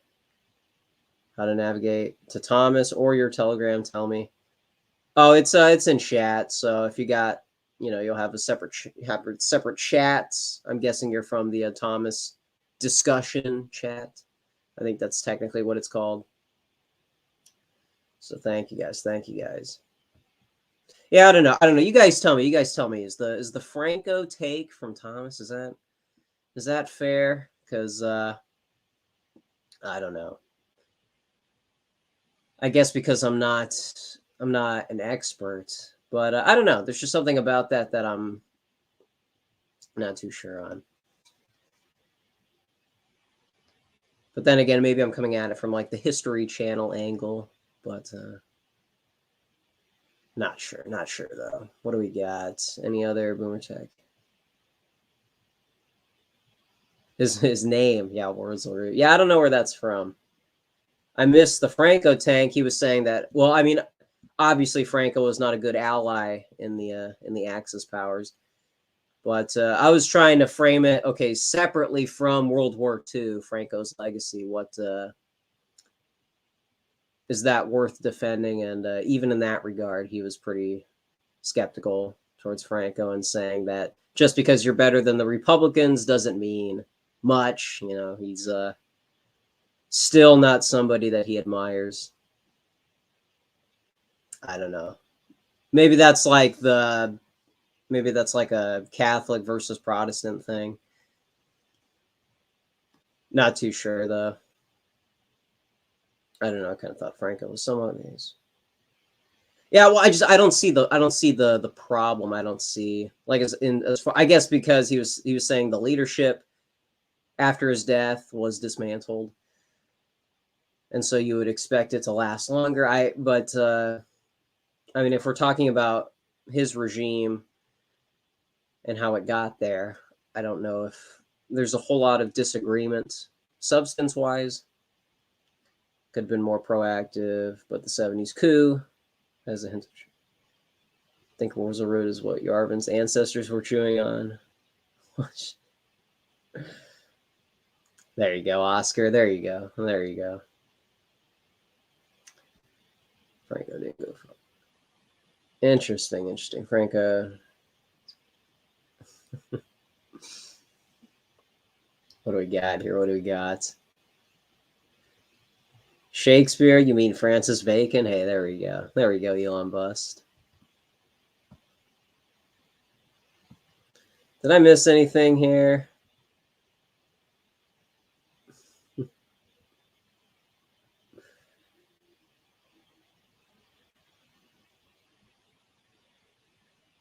Did I miss a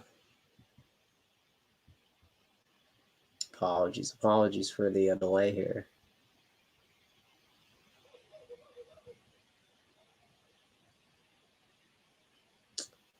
Let me check if I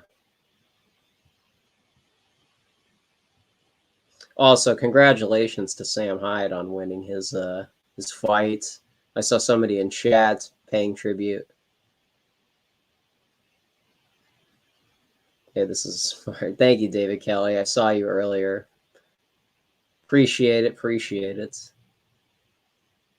Hit the sack. Joe Biggs. Hey, thank you, man. Thank you for your donations. Very appreciate it. Appreciate it. Crumbs for you. Yeah, I saw Hassan Piker's reaction. Very funny. Exactly what you'd expect. Shakespeare. Yeah, I wonder if those balls from I guess that sounded a certain way. Those events that Yarvin is a part of. I wonder if we're going to be seeing, is that like, was this the inaugural one? Are we going to be seeing more of those? Who knows? Who knows? That's why he's got to that's why there's got to be American events that can counter that, you know. I remember Gio was talking about, you know, we could have like a metal show that kind of is in the same style as like a Yarvin event or like a Zero HP Lovecraft style. You know, all these like people on the art right. Hey, speaking of that, while you guys are here, I wanted to get your guys' opinion on this because I saw that this was oh, do we got checking on availability. Oh, yo. Semiagog just sent me a message talking about the goth topic we agreed to do. It's like what is it, a millennial, a Gen Xer? I'm the Zoomer on the panel. But here, I wanted to get your guys' take on this thread because Gio was asking about it.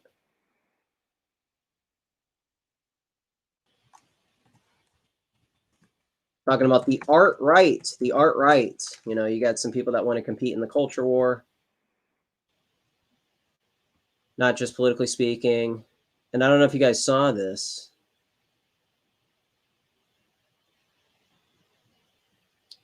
You should know not to. Okay, here, before I lose you guys, before I bore you guys to tears, which I'm always afraid of doing, check out this thread. I'll read it out loud. I guess this might be a little. So, what was the original tweet? Okay, that's not. Okay, we don't have to show that. Okay, so this is what they're doing to. Okay, of course, you know, whenever respectable conservatives ask the right to compromise with barstool people, Dave Portnoy, barstool conservatism, whenever the aloof art right, so we can speculate as to who he's referring to, who is the art right, who are the people that he's referring to, whines about moral panic and too much politics, talking too much about political, from coming at it from a political perspective. Remember that this is what they're asking you to minimize and ignore. So kind of implying that people who just talk about pop culture don't take the, you know, the transgender surgeries and all this stuff that we see. It kind of minimizes that. We should focus on that rather than trying to do. Oh, you know what? This might be against Yarvin, actually. I'm actually realizing that in real time. Apologies for taking a while. It's hard for people who don't have kids or don't want to have kids to understand, but I don't care. The world won't belong to childless permanent children. It will go to the people with the strongest will to power. People who do have kids and don't find this appalling are the worst, however. All you have to do to bait the art right, who pride themselves on being insulated by an outward smugness, is show people what it is they're so indifferent about, which is what these pictures show. They actually go from being very cool and aloof to very defensive in an instant. So Pedro was getting some backlash on the original tweet, the first one that I said. Someone said, actually, there are limits to making your movement a 24/7, one-note, artless, humorless panic machine populated by charmless busybodies who know nothing outside of their borrowed talking points. So Pedro often gets, people say that he just talks about politics and really nothing outside of that, and that's why conservatives lose the culture war. Of course, Pedro doesn't identify as a conservative. He's more of a Sam Francis reactionary type. I know that somebody, Aaron McIntyre was here. The culture war is a distraction, and if you say that, you're a coward if you ignore it. Some other Twitter accounts. What do we got here? The main issue for me is that the leadership on board with the culture war is also the leadership that neglects the country for foreign policy obsessions like Ukraine, forcibly integrates us with migratory labor. So we got a lot of people on the online right. I know that Stain Haynes was also in here going against Pedro. I don't know where that tweet is, but that was interesting. I was trying to get that caught up during the week. I was going to class and I was just trying to get the Cliff Notes version of this discussion. It's interesting. It's interesting because obviously these are wedges that we're gonna have to face eventually. I think he's the art right. I think he's referring to Yarvin and people who do what is it, De Vera? What is it, the ball that he did? People who do events like that, those aren't very productive. That's not really engaging in the culture war. It's just kind of like people who already agree with each other being in the same room. What free promo for all their projects. Was that the thread a few months ago? Let me catch up in chat. The back to the art ride. Geo's way better. You got to go on Robert Stark. I don't know who that is. Media Hits. Could you you got a link in chat, or do you have? I don't know. Is he inviting guests? I'm out of the loop.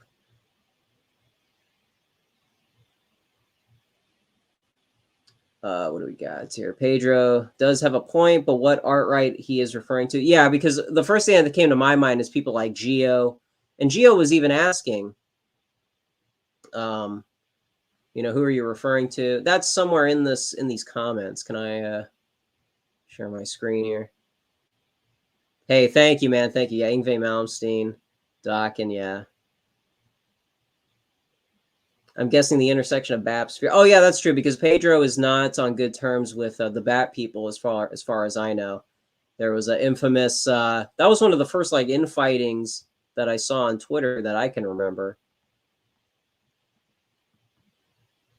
Let me see here. I think this was, I think I got on this tweet and then I saw some replies. Yeah, Geo, I'm utterly confused by what exactly you mean by art rights, because, Geo could be seen as part of this sphere. Do you mean frogs that happen to write about art in places like I Am 1776, which is a Peter Thiel magazine, or Dines Square post-left hipsters, which I think is a reference to Yarvin's crowd, maybe. Mark is doing great work at I Am 1776, and so are plenty of frogs. If you want to know who I mean, check my replies and it'll become obvious. There's people in the replies. I don't know, to me, the replies were kind of a big hodgepodge of, whoops.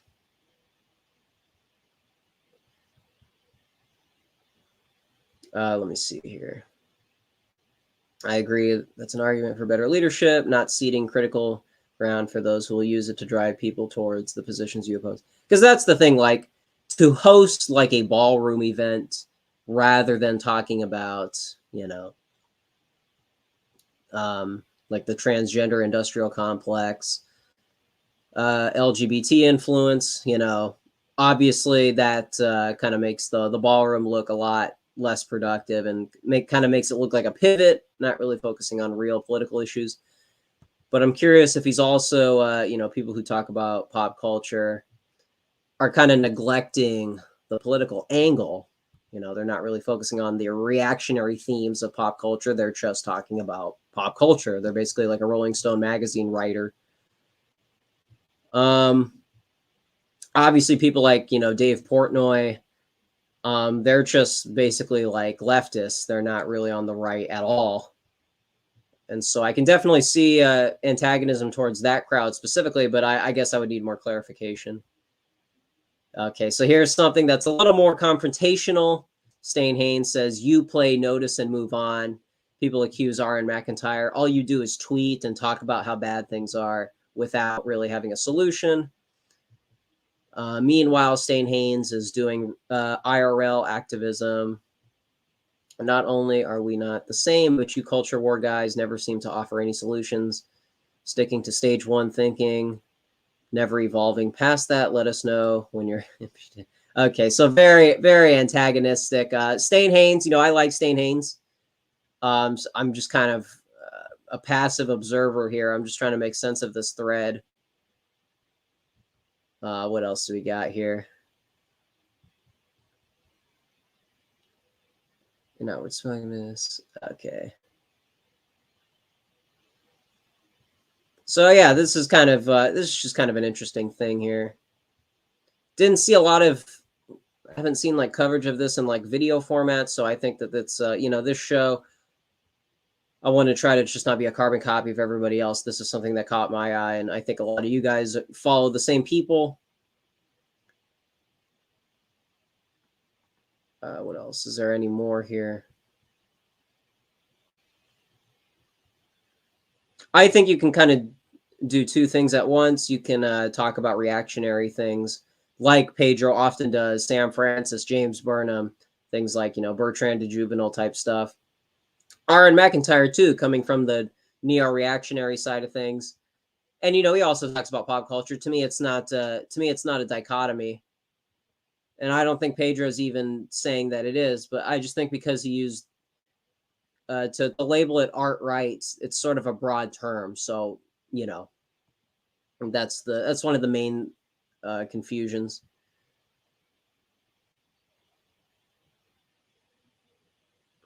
So what do we got here? In September 5th, 6th, and 9th. Okay, I'm going to be busy. Let me know which of these. Okay. Well, we'll see. We'll see how that develops. Hey, shout out to Bajecki. Luxury Generic. Shout out if you're listening to this. I see been seeing you a lot more often. What do you guys think about that? Hey, we're getting more viewers. Pretty cool. It's getting later and later. Barstool conservatism, or just center right. Yeah, I mean they're neoliberals, centrists, just useless. Hey, yeah, Never Say Die, very underrated album. Very 70s album. Some people say it's like they're caving into the 70s radio rock, and things like Rock and Roll Doctor, or is that on Technical Ecstasy? I mean, Technical Ecstasy, that's kind of like a radio rock album. Backstreet Kids, which sounds like Barracuda by Heart. There's Rock and Roll Doctor. You got the cowbell. When does Bill Ward ever use a cowbell? Very 70s, but like Razorfist said, I think he's right. It's just good 70s rock, And then or it's cool 70s rock. And then Never Say Die, it's kind of out there. Air Dance, kind of a strange song. A lot of experimentation, but kind of I like the interesting sound. So what do we got here?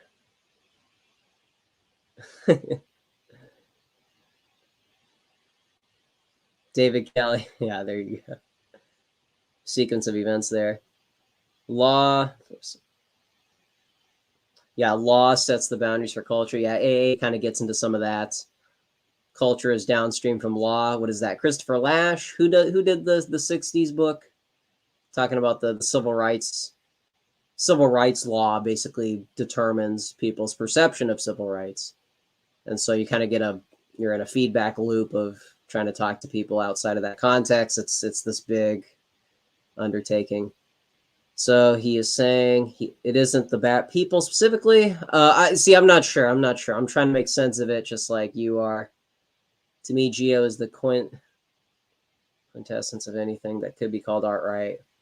Yeah, there's overlap. There's maybe people like Pedro should stay out of the conversation of what direction. Well, it's kind of interesting. What would he wade into that is beyond me. I think when he's going after like all these factions on the right, you have Barstool conservatism, which isn't really a faction, but they were on the timeline this week. And so he's also just kind of throwing the art right in there too. And I mean, if we're talking about Yarvin, I think Thomas would agree that yeah, that faction can not be so productive. And so then Pedro would be kind of right to see, you know, these that has a lot to do with like Barstool conservatism not doing a whole lot, and also not talking about the culture war, the real culture war, which is, you know, what's happening to kids, what's happening to younger people in the 21st century. People talk about all the time, but nothing seems to happen with it. Yeah, I think that is the Steinhain's position. Yeah, but I mean, I think Pedro does good work reminding people. I think Aaron McIntyre kind of does, but you know, that's what Steinhain's was saying that on Gio's show, talking about people just they talk about it, notice and move on, notice and move on. There's not a lot of action. He had I saw there was RN and Will Chamberlain. There's some that's interesting. Yo, Chief Trumpster in chat. What's going on, man? What's going on? How are things going on Cozy? Seemed pretty chaotic last we were there. Yeah, Chief interviewed one of the first non-mainstream interviews with Pedro, as far as I know. So that's pretty interesting. Seems he is just trying to stir the pot. I don't know. I think it's kind of warranted because you kind of have all these factions. I don't really know what they're doing. So does he think the art right should take his job as being a commentator? I think he wants people in the art right to explicitly talk about those issues rather than talking about pop culture. I think that's the take. Again, I'm speculating. I don't want to put words in his mouth, but I'm just trying to make sense of that thread. Chief Trumpster, if you just got here. Because, you know, maybe I'm a bit biased here. Oops. Because, you know, I try to focus on the pop culture angle specifically to push a reactionary message, specifically to talk about what's happening in the culture war from a political perspective. And so I don't want people to look at this as like a TMZ gossip show. You know, obviously doesn't have a lot of substance, and that's not going to work long term. So to kind of what I Am 7076, that Peter Thiel magazine, what they do is they kind of mix those two worlds. You know, I think like Zero HP Lovecraft talks about sort of the isolation that's happening psychologically, what's happening to people using sci-fi as an in to talk about the isolation in the 21st century, young people, their experience in America, and I mean the world broadly speaking. So stuff like that is kind of, it's dancing between those two worlds. But if all you do is talk about pop culture, basically what Yarvin does with this ballroom event, if you just have your friends show up at an event and you're just mingling and it's basically a glorified wine party, that's not really, you know, addressing political topics, the culture war. It's just kind of like an art scene, you know, it's just, I don't know. I don't even know what you would describe it. It's basically like that.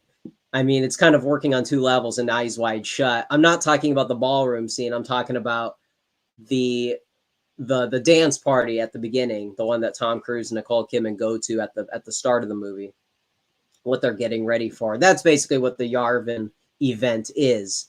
I don't really see it making any waves outside of those circles.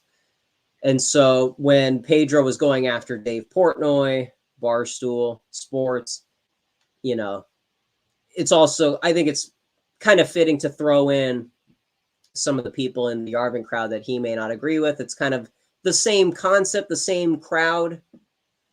Hopefully this is making sense. I'm not 100% sure that's what he means, but I mean, based on these tweets, I think it's safe to assume a couple of things. And, I obviously also talk about the pop culture angle, but I'm coming at it from a more dissident perspective, not so much the artsy Vanity Fair, Vogue magazine side of things. So Stanley Kubrick's daughter, that's right. She was like a QAnon person or something. I forgot what her @ was. It's probably very easy to find. Ace's solution is inviting Pedro to an Eyes Wide Shut party. Yeah, very, very funny. Very funny.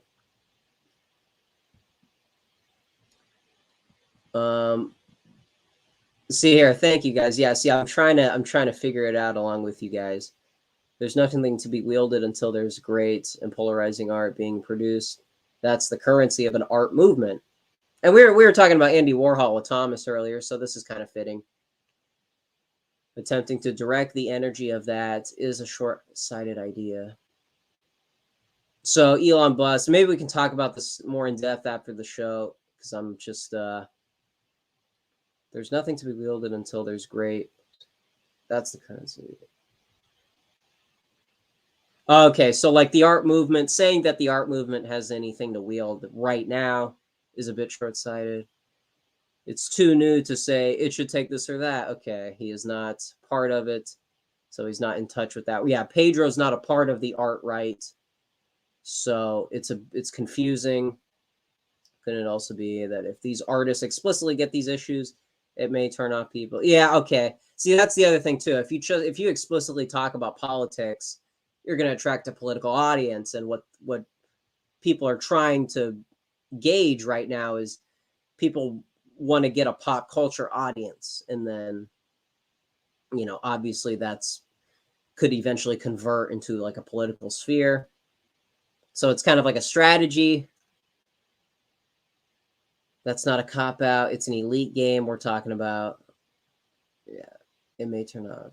Yeah, exactly. There are people who have to figure out how to set the tone. Yeah, exactly. No, this is productive. This is, you see stuff on Twitter, and you see factions infighting, and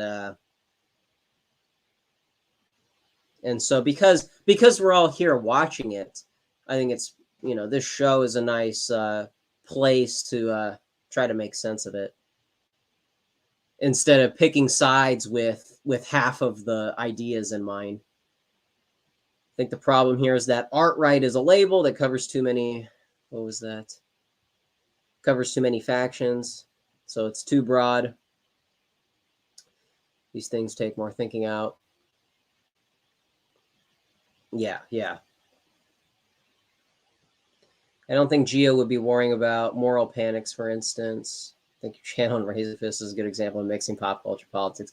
Well, hey, if this is the Gen Z version of Razor Fist, I guess that's kind of a compliment. I was just thinking this the other day. I have a hard time kind of taking Razor Fist out of my mind whenever I do stuff like this, because it's basically the same genre.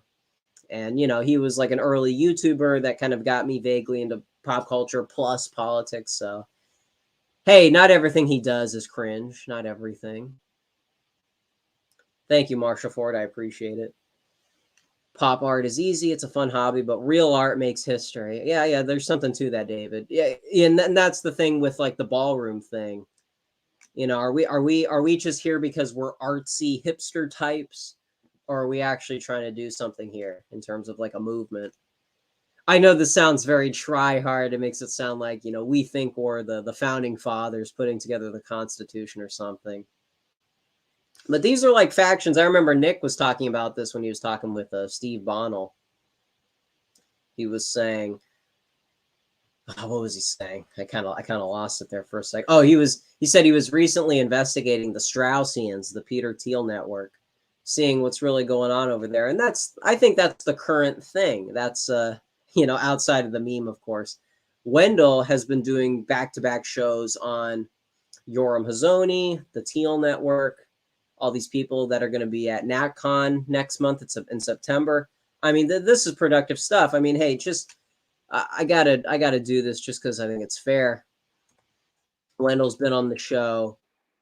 Love the guy, but I don't know if maybe this YouTube audience isn't aware. If you guys really want like academic content, similar to Academic Agent, Wendell's been doing here. Let me share screens here. Wendell's been doing like deep dives on Yoram Hazony, and I mean these are the conservative networks that are trying to usurp Trumpism and all the momentum from 2016. Like here, let me what was the LA con game. I don't just want to like rip his show, but here, let me just show you what exactly is happening here for those that don't know. I may have too many tabs open, so maybe the loading might be a bit delayed. Here, let me but he's basically covering, what are the factions that are trying to make inroads with Populist Inc., Conservatism Inc. And if you look at like the NatCon, what is it? But yeah, here, check out Wendell's Cozy channel. I know some people don't really know what Cozy is, but there's people like Bookcat. There's people that are really trying to get into these networks and figure out. Oh man, see, I'm playing catch up. I got to check out all this content, but what is it? NatCon September.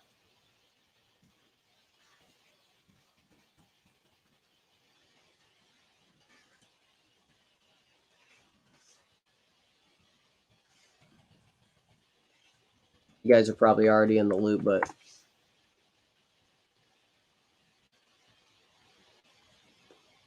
I mean, these are the movers and shakers that are competing for, for influence on the right. And so, people talk a lot about the news. People talk a lot about all kinds of stuff on the online right. But to me, this is the most, I mean, people should be aware of. And obviously not all these people are bad. I'm not saying, be suspicious of everybody, but I mean, there's some people in here that you might recognize and are trying to, containment on the right. So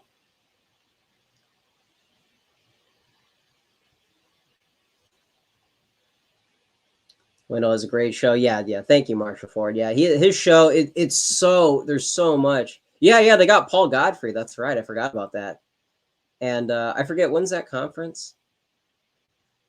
I mean, this should be like the Super Bowl for you guys because you're going to be hearing some stuff from this conference. I'm sure September 11th to the 13th.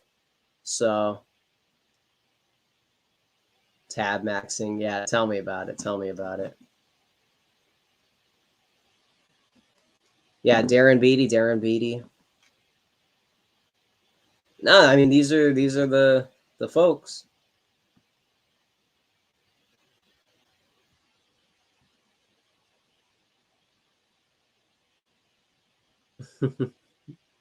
What is that in reference to Elon Musk? Learn nothing from 20s Italy. Maybe I missed the context earlier. How about a trad forum in West Virginia? How about the trad forum? What are you talking about? Is that literally what it's called?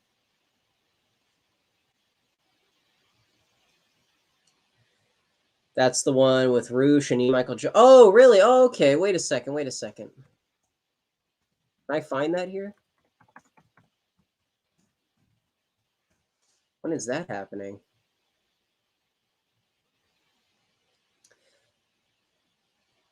And that's another way, to address the culture wars. I mean, E. Michael Jones is Culture Wars magazine, or what is it? Culture Wars. Man, what is that conference called? I'd like to share that on screen. Is it just called Tradform? Okay.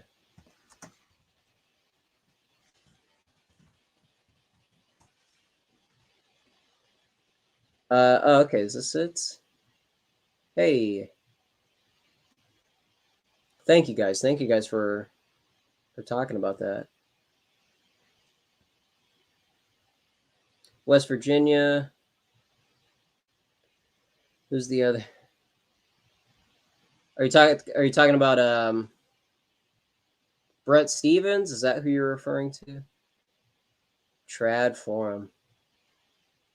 Kai Clips. Oh, Dissident Mama. She's like a Orthodox Christian, paleo libertarian. Interesting.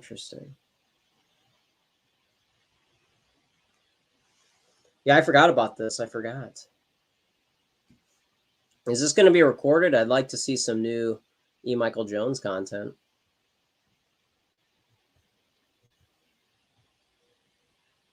But Joe, I'm not sure who specifically. I'm just guessing who you're talking about. All these people are subverting the right. Yeah, well, that's the thing, Oscar. I'm not saying they're all subverting. I'm saying they're kind of testing the waters because Alex Kashuda seems to have an influential show, and so I think she'll be speaking sometime in September. And so it seems like they have like a Rolodex of people, and maybe they're not all in on it, but they're probably testing the waters, so to speak. Oh, Yaron Brook. Okay. Kai Cliffs. Does a Mormon count as Christian? Okay, well, I don't want to. We don't have to get into that. Kai's a good guy. We love Kai. We love Kai Schwimmer, don't we, folks? Folks, throw some respect on Kai Schwimmer. Represented American nationalism. Yeah, well, that's the thing, Joe.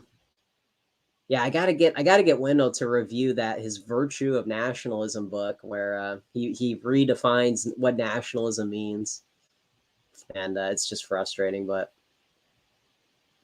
yeah, and that's the thing. National conservatism. Josh Hawley and Tucker were speaking at one of the conferences like a year or so ago, and that label. I mean, that label's not. I think it's intentional. They're trying to say this is conservatism. This is the right.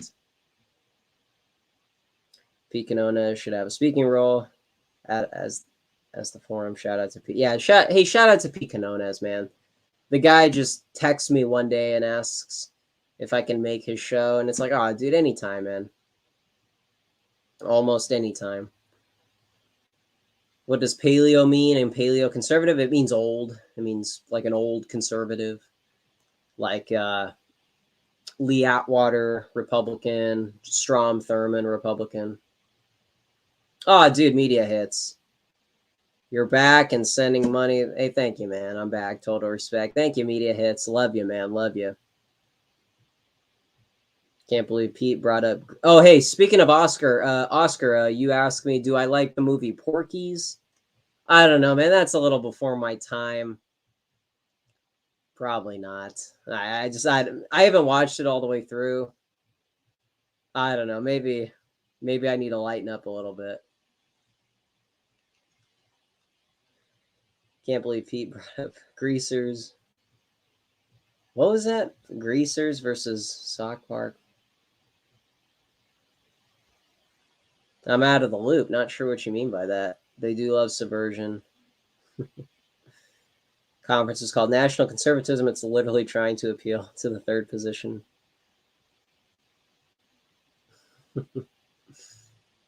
That's the thing. You just got to be careful when you hear about these people that seemingly emerge out of nowhere. Like classical theists. I love classical theists. I've been checking out his content, looking for his content recently. And he was talking about how, people like Andrew Tate, for example, these people that kind of emerge on social media, you see them on the timelines, people you heard of are talking about them. Stuff like that is rarely organic. And so Wendell was saying that like Tate's people were plugging, like doing promotional videos to try and get him trending, and then they did. They were successful at it. So that's something that's a little more organic. But when you hear about, you know, the latest Shapiro, the latest Yoram Hazony, Johnny Come Lately, you just got to be suspicious of those types, because there's always people, you know, not first it was Conservative Inc., now it's Populist Inc. Okay, now the populist label means something different. It doesn't mean Huey Long and George Wallace. It means containment. So, but I mean, you guys are, you know, well aware there's stuff like this is happening in politics. That is politics, is you know, the elite trying to control all the influence. Like Ryan Turnipseed was talking on Jay Burden's show about, and I probably don't agree with Ryan on everything, but you know, I don't remember who brought it up first, him or Jay, but like when you have the Protestants making their own little neighborhoods in different states, that's kind of the beginning of using politics as a tool to define these areas. You know, oh, you're a Lutheran, well, that means this neighborhood is a GOP stronghold, or a, you know, what it meant to be like a Democratic stronghold back then. You know, it's like politics becomes this identifier, when really the people are probably more animated by, you know, certain Christian thought rather than, you know, a party line. But you know, stuff like that people probably just take for granted. You know, I grow up in a household where they voted for Bush and they were Christian, and so those two things are the same. But really, politics is like this. It's kind of like this animal, you know. I was talking about Outsiders. Oh, okay, when the greasers fought the socials in the park. Yeah, I fell asleep trying to watch that movie the other day. That not saying it was boring, but like I was just tired, so I didn't. I don't know the movie too well. Yeah, hey, me and Turnipseed with the long hair. More people should do it. More people should. Marshall forward, Marshall forward. Come on, man. What's going on, man? Thank you for the $9.99, man. I appreciate it, man. Yeah, that live stream you did with Pete was awesome. I was literally in shock watching the liberal of the IDW. Was happy that his precious democracy was subverted, but then again, are we really shocked? Yeah. Sam Harris, my goodness. That's the thing. People are so easily won over. I forgot to mention this on the show, but when Sam Harris went viral because he was on Bill Maher, and he said some like anti-Islam comment, and Ben Affleck was saying, you know, that's racist to say, make assumptions about Muslims. And because Bill Maher and Sam Harris were, you know, saying something that was anti-Muslim, you had conservatives who were like, that's so freaking base. That's so, oh my gosh. And it's like clips like that are the reason why people agree with Sam Harris on the right, you know, the alleged right. And it's just like, man, who cares if he says that? Who cares? The guy's an atheist. The guy can't even fit metaphysics into his worldview. I mean, the guy's an atheist. That should tell you all you need to know. You know, he's the new Richard Dawkins with a new paint job. I mean, just forget about these people, these new atheist types. It's all. I remember Nick was talking about. Do you remember there's some video of like, what is it? Richard Dawkins, Christopher Hitchens, I don't know, like Penn Jillette, you know, all the new atheists are in one room, like on like a round table panel. And somebody in the comments was like, could you imagine all these atheists smoking pot? What would they think of when they're all like stoned out of their minds? And it's just like, what? Like that's literally the level of imagination, discourse, you know. Whoa, dude, that would be so cool to be in the same, to be a fly on the wall with Richard Dawkins stoned. It's just like, it's, these people, man, these people. I watched Rumblefish. Oh, I still got to do that. I still got to do that, Oscar. Yeah, yeah. I remember back in 2004 saying anything negative about the war or about Bush made Christianity.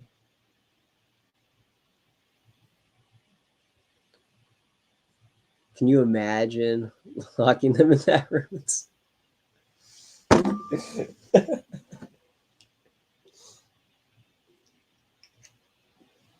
Oh, man.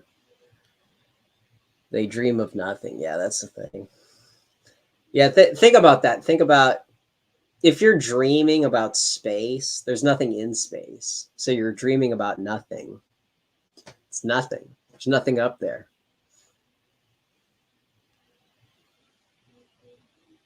Ideologies are character boundaries set by the individual by attaching individual character boundaries to. Yo, yo. Yeah, that's the thing. Yo, go off, David. Go off. Yeah, that's the thing. It's just so boring. That video that me and Thomas did, the cult of ideology, materialism and so on. I was trying to get that point across, is like people have emotional attachment to ideology, and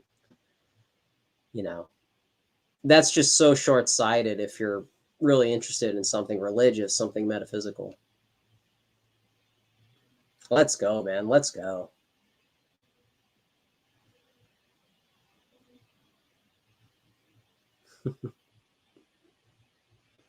Man. Let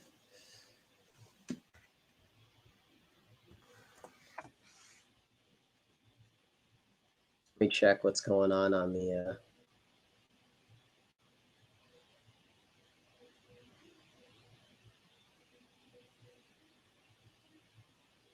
all right. Everybody knows. Any Leonard Cohen heads in chat? Anybody?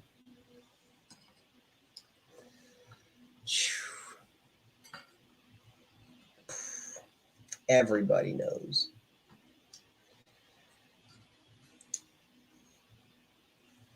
Man. Yeah, I don't know. What do you guys think? Do you guys like the suit with no tie? Is that appropriate? Is that smug? Is that like an obnoxious hipster thing to do? What do you guys think? What do you guys think? Thoughts? Thoughts?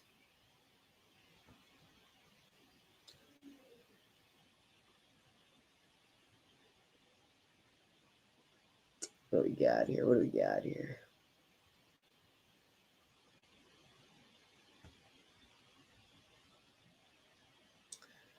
I was also curious to ask you guys, what do you think is like the perfect entry-level metal song to introduce somebody to? Because I understand it's polarizing. A lot of people think it's screaming, but obviously in the 70s, metal was very melodic. So what do you guys think? What should be the go-to? I was thinking like a classic rock song might be easier just because people are more receptive to classic rock, it seems. It doesn't have that stigma that metal does. But you look like a London art critic. Not sure how I feel about that. Not sure. Better dressed than the leader of Ukraine. Hey, I appreciate that. Thank you, Rarebit. Thank you.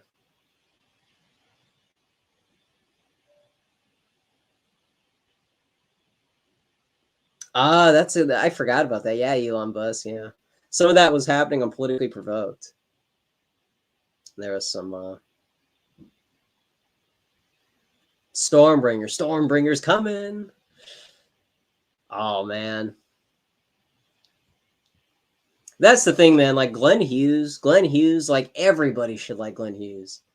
because he does all the different genres. Okay, Glenn Hughes is like the Hegelian musician. He's got a wide array of genres. Glenn Hughes-ism, you know.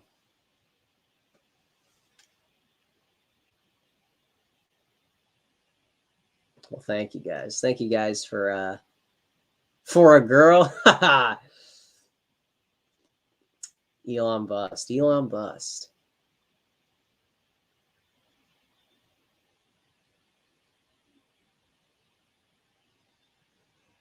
Yeah, I don't know. What does that say about women? The seem to well, never mind.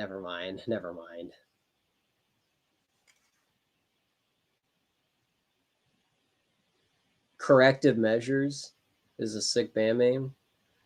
Maybe. What else we got here? How about like what would be like a classic rock song to get a girl into? Like if a girl only listens to pop, or I mean just anybody, doesn't have to be a girl. So people who are like stuck in a specific genre, I guess like rap. Rap would be the big obstacle for Zoomers today. A lot of people want them to like graduate onto something else. But what would be like a song to get them into? I want you guys to be like a poll in chat. And then you know what? Shout out to this guy I just met on Discord today. He was asking me, you know, he watches some movies. He watches like Japanese movies, it sounded like, and like maybe a few things. But he was asking me like, as somebody like to get into like movies in general, you know, like an eye-opening movie, what would be something to recommend? Just generally speaking, no, you know, cold take, just a cold thing to throw out there.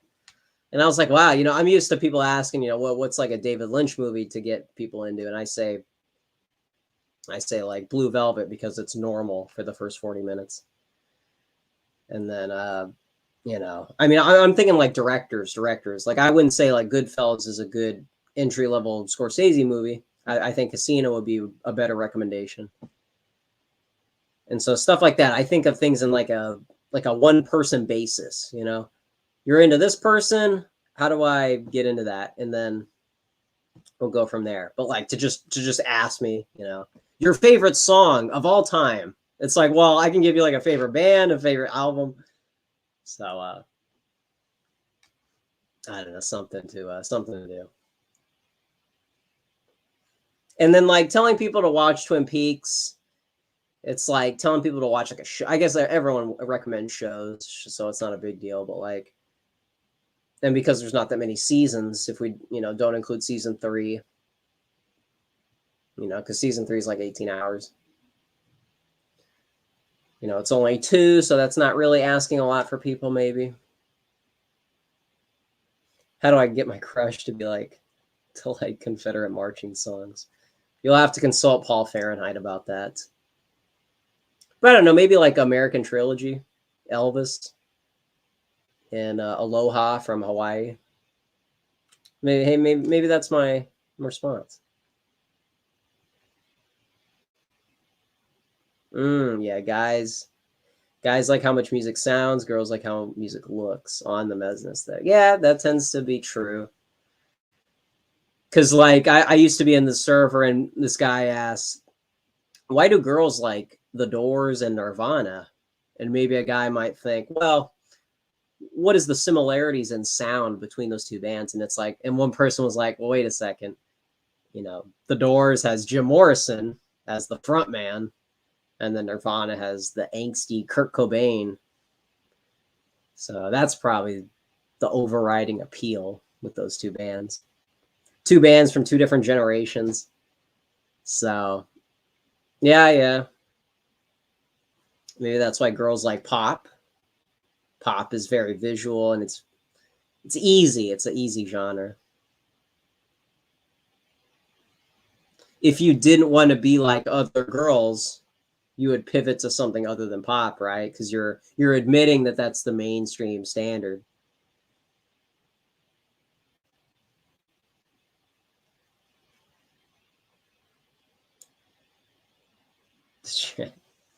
Also, I have to say something. Was this Mutant who said this? Yeah, it was. I don't even have to look it up.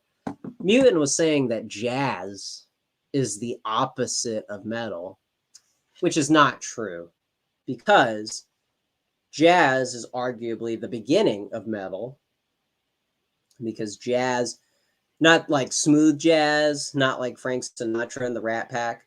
I'm talking about like jazz fusion.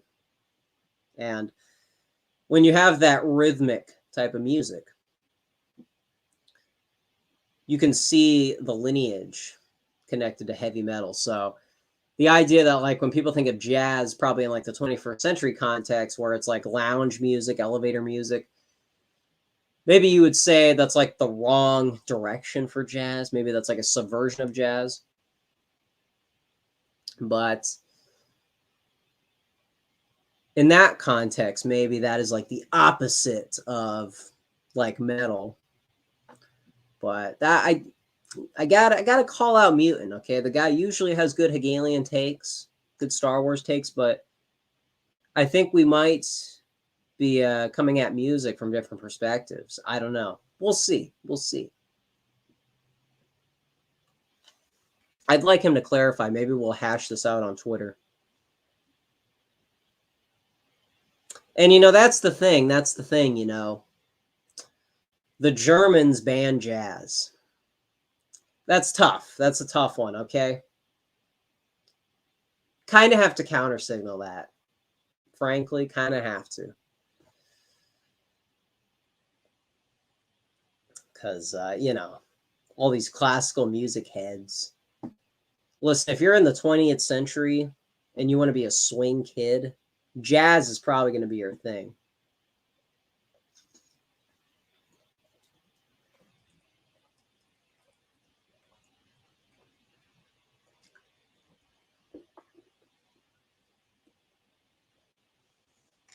Metal. Hey, he said it. He said it. Metal is the synthesis. The synthesis. Jazz is the anarchy of classical music. So it's kind of like Rogue. It's Jerry Lee Lewis. Jazz is Jerry Lee Lewis. And classical music is Elvis trying to pay respects to older music. It's a unifier. Parents and young people can listen to it. Jazz is this radical. It's anarchy. Anarchy in the studio. Interesting. Interesting. Yeah, I would love to write about stuff like that for like an outlet, but I don't know which like magazine would take stuff like that. Because there's a lot of stuff there. There's a lot of, but you know, jazz comes in a lot of forms.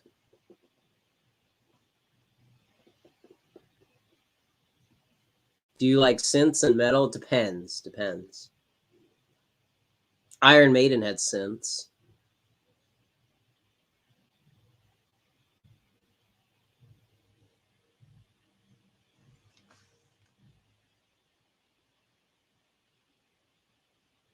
Classical is Apollo. Whoa, whoa, here we go.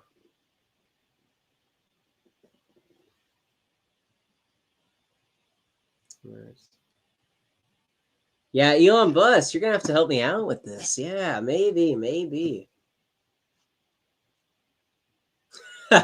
Insane thing. Gotta chill. Who knows? Who knows?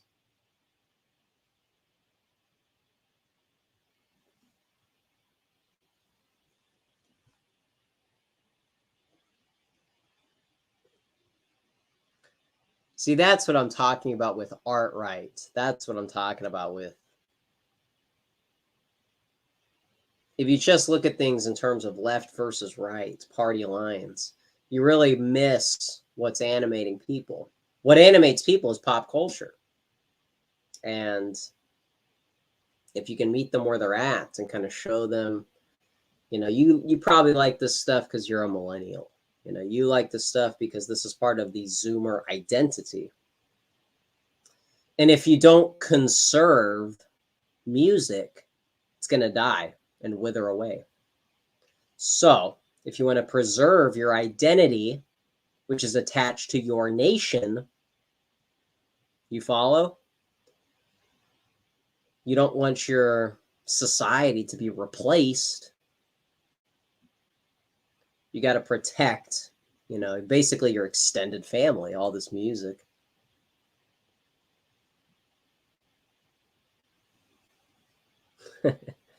Mark, I don't think Mark Braham would like me too much. So rare bits. Not so sure that collaboration is going to happen. So when is incel punk going mainstream? I don't know. You're going to have to ask Negative XP. Yeah, exactly. There's no such thing as left versus right. Yeah, I'm tired of downloading Negative XP. I want him on my radio. Well, that's the thing. I said this on a story. You guys should go on Instagram so you can see exclusive Loud Sound Epicenter content, okay? If you guys are on Instagram, by the way, check it out. Check out the Ace Instagram account, okay? Elon Musk can tell you all about it. But the thing, and this is where Dalton kind of has an advantage, you have to, how do I say this? Like radio is really like an older person thing. And so if younger people aren't competing for it, it's just going to stay with them until they die. So if you had young people out there who wanted to be commentators, wanted to be DJs, maybe we get a little bit of a change in the musical selection. We don't get the same 100 songs, the same set list on the radio. Because basically music, or specifically classic rock, because that's like my thing that I like, our station is a nostalgia act for the previous generation. But that's not what the genre was supposed to be. Rock music is for the youth. People say young people want to be rebellious. They don't rebellious in a certain context. They just want their own thing with their own people in group preference. So that's where Elvis comes in, decentralizes music because, we don't have to just listen to what our parents do. We want our own little thing. Doesn't have to be counterculture like the Beatles. I'm currently fighting with a friend about that. And so that's where the genre can kind of reclaim its identity, because after alternative, after new metal, rock and metal is just this nostalgia act for Gen X, millennials who still want to feel young. Like if you've ever had an alternative press magazine, they shill the same bands because they're not really looking for the emerging stuff. They're sticking to the stuff that is safe and the thing that they think gels with their audience. I think if you go on their website, they've got like those quizzes, those trivia, multiple choice things. And so it wasn't always like that, but if Generation Z could reclaim that stuff. Because I was thinking about this the other day. It should almost be like a rule for a lot of bands. Like if you don't make something that can compete with like a classic album from the heyday, then your contract should just end, Obviously, like from the music industry's perspective, they're not interested in, all this, the philosophy behind where all this stuff comes from. But like, that's what would make good music, is if you had some incentive and if you had an audience that identified with it. And so it wouldn't just be this transactional thing. You would have like a youth movement attached to it. You would have organic grassroots support. You would have it like back in LA, or I guess California more broadly. You would have this, the Van Halen backyard parties, the Runaways playing, the Starwood and Whiskey A Go Go. You would have this local populism, so to speak. But we don't have that anymore. We don't have a Rodney Bingenheimer. We don't have. Instead, it's just all, the latest band that comes out of like Nuclear Blast, which is like an overproduced band, overproduced album. Songs you're not going to remember. And so there's no movement attached to music. It's just Spotify. It's just corporate. That's not like a new take, but it's just, that's the thing. You're supposed to have, each generation has their band, and then that band gets older, and then they should like retire, pragmatically speaking. Because when you have these bands like Judas Priest, Iron Maiden, they just keep playing. Well, who shows up at these shows? It's the only reason younger people are there is because it's parents. It's people who saw them in the 80s, and now, hey, the younger generation gets to have their experience. Well, that's not really how the genre is supposed to work, okay? The young people shouldn't be there because their parents brought them. There should be a youth curiosity that they seek out, like somebody fishing through a vinyl record store, or hearing about a show in your town, and then your friends go out and there's a tailgate party, in the parking lot, like Heavy Metal Parking Lot, the 15-minute documentary. That is the scene. There's no scene. It's just, there's no zines. You would basically have like a college newspaper-esque thing happening there,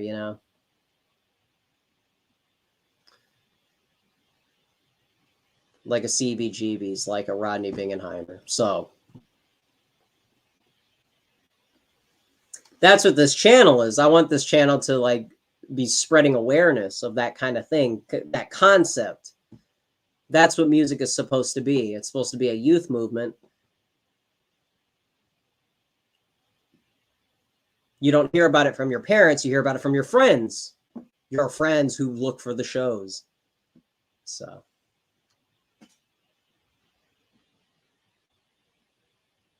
And we're losing viewers, but that's okay. That's okay. I just want that to be clear, that that's really like the summary of this channel. It's also past midnight, so that's reasonable.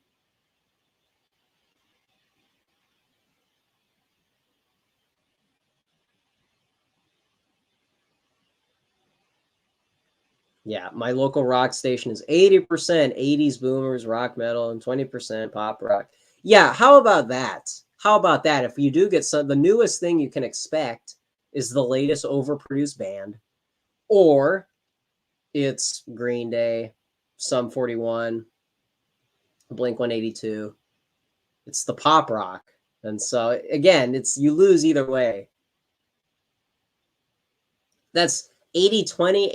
80-20, that's not, those aren't good numbers.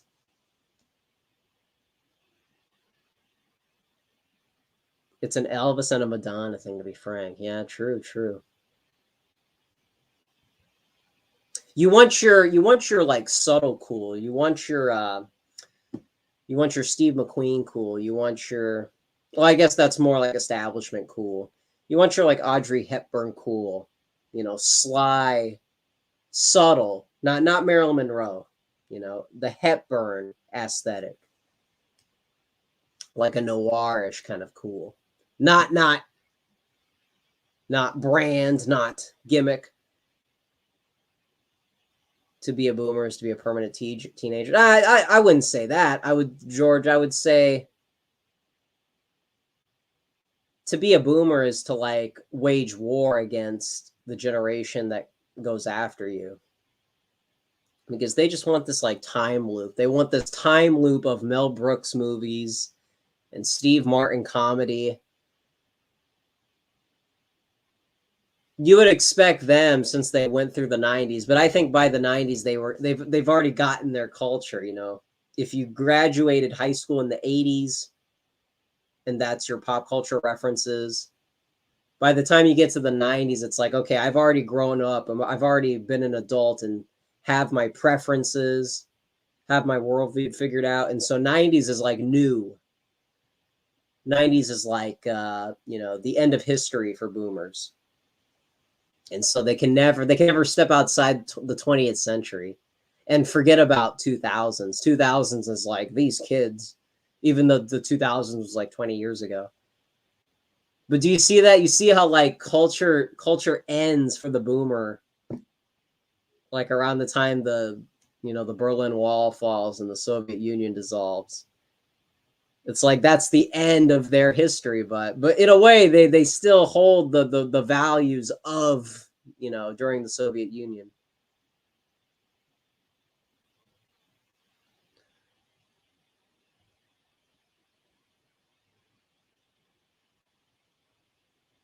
Gen X doesn't belong at all to millennials. Okay, well hold on. We didn't. Okay, I didn't read that. I gotta read the comments before. Okay, whoops. Is that green glass full? What songs do you like for the gym? You're assuming a couple things with that comment. See, that's the thing. People like I remember I was talking with someone. People categorize metal as like just for the gym, and that's kind of a misnomer. Metal should just be like a feeling. It should just be like everything else you have a playlist for. But I don't think people see it that way. They see it as like I need metal to get through something. I need metal for this. And so it's almost like people assuming that like you have to be angry to like metal. So we're trying to get over those assumptions. All right. It's a romantic art form. So true. So true. Yeah, that's what Aaron McIntyre was talking with. Was it Mr. Patriarch? It's authentic expression. It's a feeling. And so I think it kind of has to be heavy in a way, even though you can have like groovy metal, you can have different types. Okay. Boomer Gen X Alliance versus Millennial Zoomer. Maybe.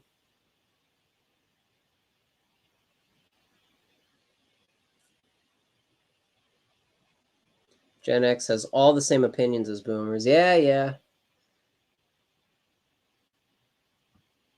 Not a huge metal guy. More a romantic rock and roller. Interesting. Romantic rock and roller. So what are some examples of that? Could you give some examples? Yeah, thoughts on metalcore. It depends, okay? Big caveat. Maybe. You just have to be careful. Because there's a lot of baggage. Baggage.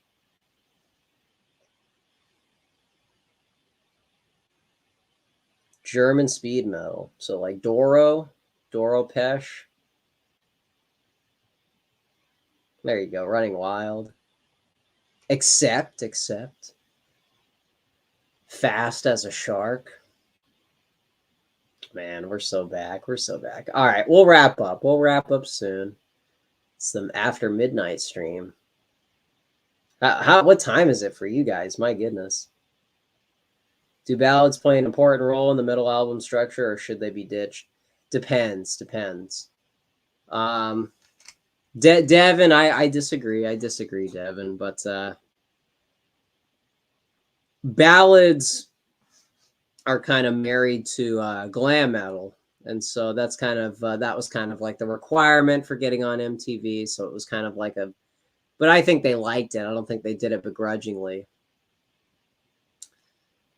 Ballads, it's interesting. It's interesting because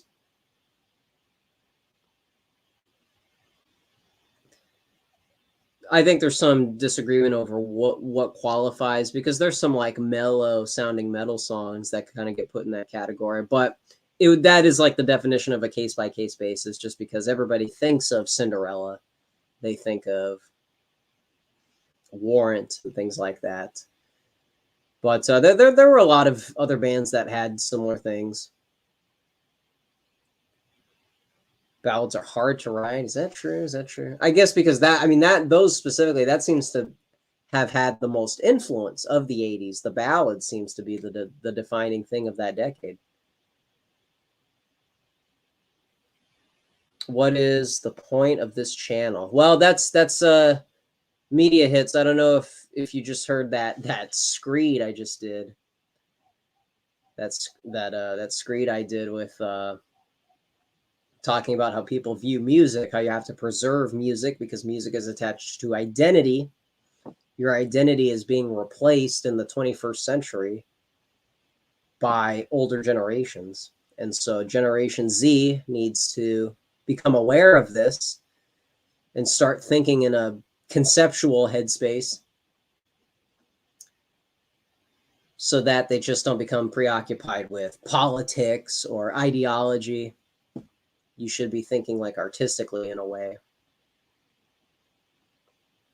And a lot of the tension that you see in politics is generational rather than, party lines, because I don't think people are really agitated by party lines, naturally speaking. I kind of think they get talked into it. And so what really needs to happen is kind of what's happening over on Cozy TV. You kind of have this hodgepodge of personalities that do different types of content. Dalton does like the radio Howard Stern thing, and then you have some political commentary, but you've also got, Bookworms, Bookcat, and Wendell going through documentaries. I see that as like the ultimate place for a young person to attach themselves to. It's like a scene. It's a scene that they would, if you're around in LA interested in classic rock, you would probably go to, Rodney Bingenheimer and mingle with all the different, some Bowie fans, some Slade fans. And then if you were in New York in the late 70s, you would be interested in, this new thing called punk rock. You're interested in this new wave genre that's taking some influence from all the different art, all the different pop culture things happening in the East Coast. So that's the thing. It's just kind of looking at politics and like reactionary things, but meeting it in the pop culture arena where it really seems to find its like home in a way. So that's the thing. Very similar to Geo's channel, very similar to some of the stuff Prudentialist. The Prudentialist talks about. Stain Haynes on Twitter. So that's what this channel's about. It's reactionary pop culture perspective. And that's the thing. I want to see more young people involved in things like that. I don't want to turn on the radio and hear a 30-something, 40-something giving his, going down his memory lane of all the stuff that he grew up with. I've heard that. I've heard that all my life growing up. I know what boomers like. I know what Gen X likes. I know what millennials like. What about me? I want to bring back 90s, disc jockeys, bringing back the prank callers, anarchy on the airwaves. I want young people to make their own music and attract other young people to where it's a scene.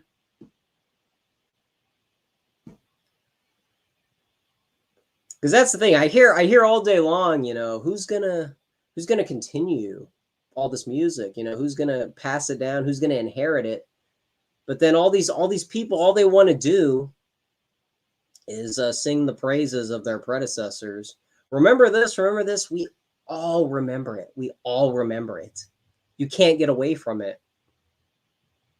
And then like a young person does something, and a boomer will say, yeah, but that's never going to be as good as this. And it's like, yeah, I know, but this is real. This is happening now,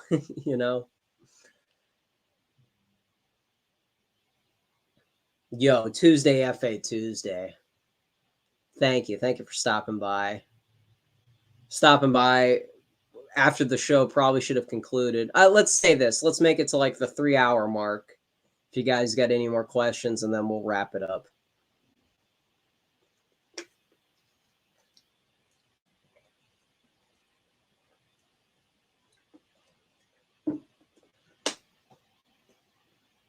By the way, you guys remember this?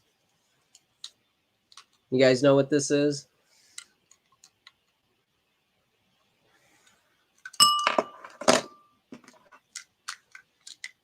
Does this look familiar?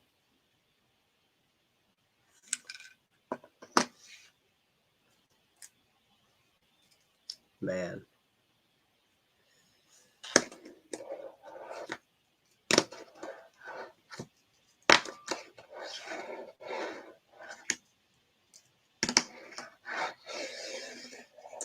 We got, check out 21st Century 8-Man by The Time Flies. Dope tune. Thank you, Green Glassfall. I'll check that out. You should have showed Brittany those. I did show her. I showed her. Yo, Thomas in chat? Yo, let's go.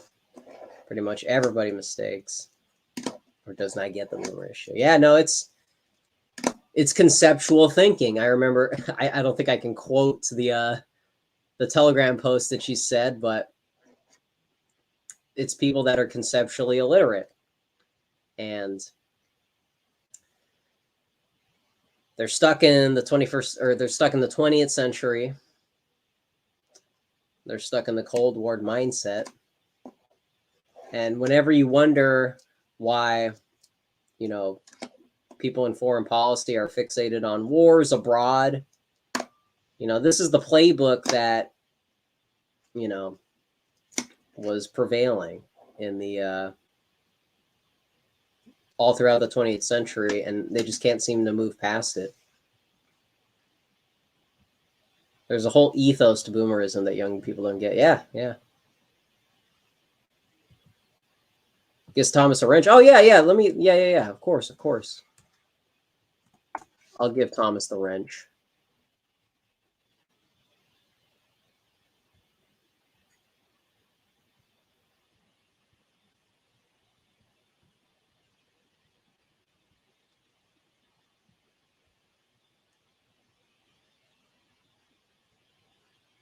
Let's go. Yeah, there is an ethos. Boomers.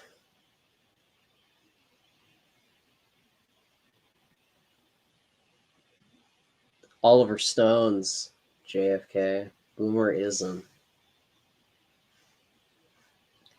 Who calls him 34?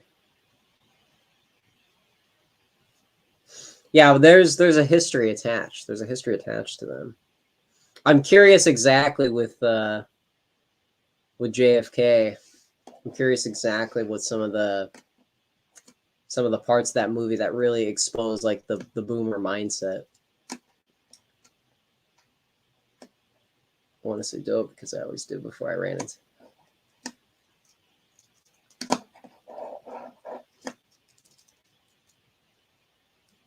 Yo, let's go.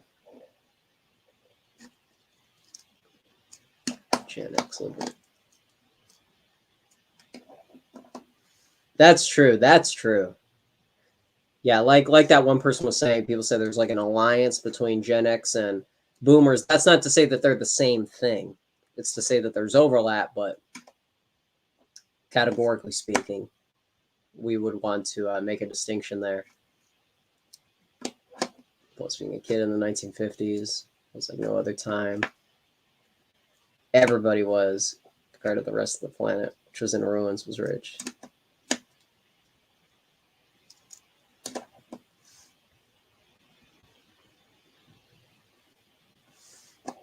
Yeah.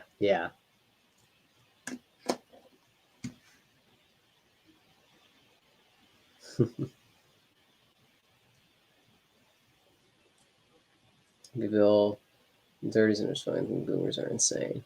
Yeah, that's an interesting perspective. If you to be the generation before the boomers reacting to the boomers. George Lucas wrote the prequel trilogy about an overbearing Republican democracy that was held in check by the Jedi, boomer truthers. It's about boomer truth being overthrown. Yeah, I think AA kind of gets into that.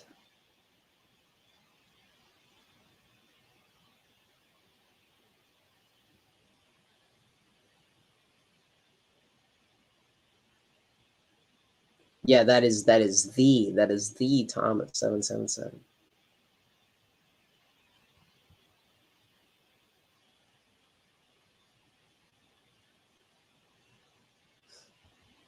Man, man.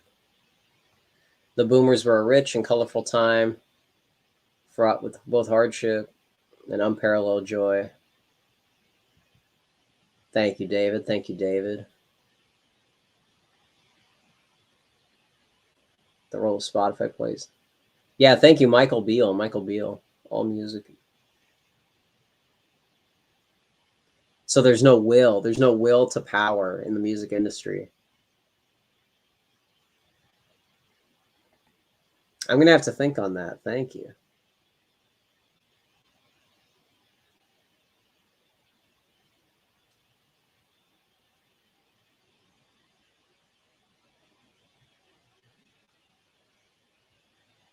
Didn't she?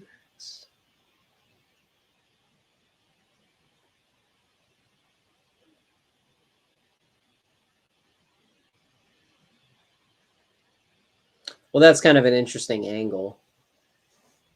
TB88. When you have, like the new left in the 60s and you have the SDS types on college campuses, that's where you have an explicitly young, a younger face. And then you kind of have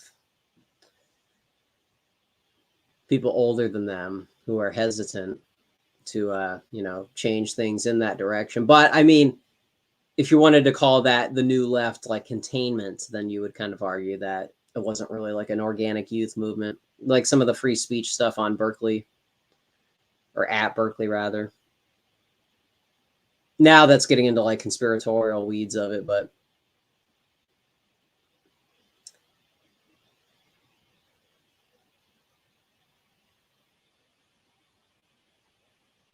a boomer revisionism. No, that's the thing. That's the thing. And that's what the show I'm trying to describe what it is, taking the revisionism that Thomas does and apply it in a pop culture sense. Because it just seems like there's a shortage of that stuff. You kind of have Helen Andrews, who writes for, I think, American Conservative magazine. That's Buchanan's old outlet. But she wrote that book, Boomers, and talking about it from that, talking about them specifically. And it just seems like you don't really see the generational talk described in that way. And then, she also goes on to talk about like white flight and the Reconstruction era in these revisionist, type themes. So there should be more of that. The more revisionism.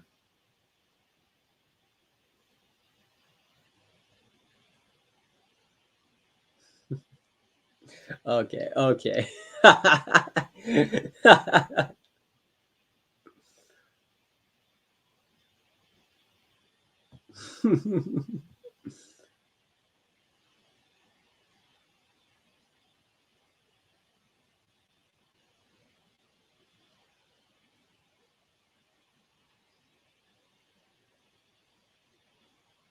Yeah, that's the thing, and that's why Barack Obama is so insightful, because he was pointing that out, and I think Ellen Andrews gave him a retweet or something.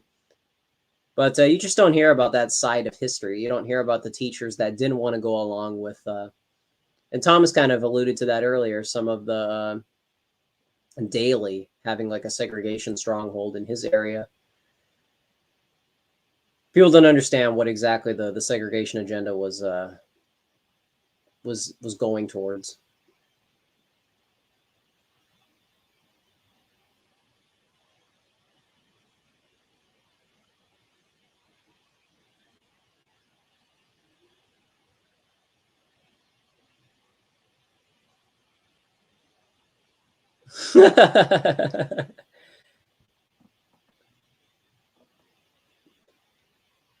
We'll see. We'll see what happens. We'll see what happens.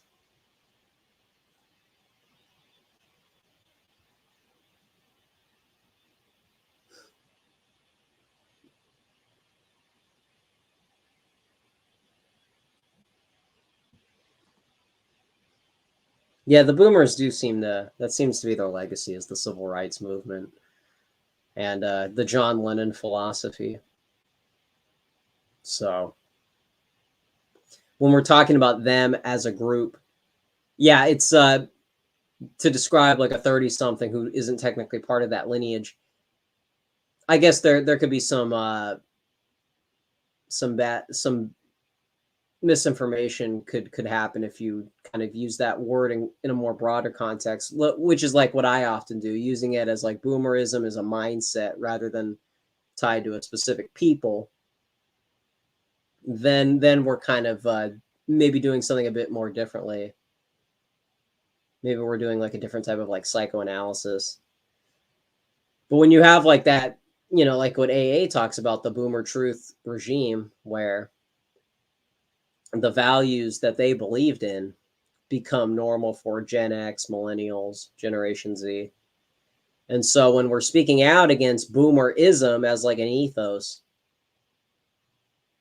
a lot of the people that, say those talking points, whether it's Gen X, millennials, we do kind of call them boomers, even though they're obviously part of a different family. So I guess we still have to figure out how to do that accurately.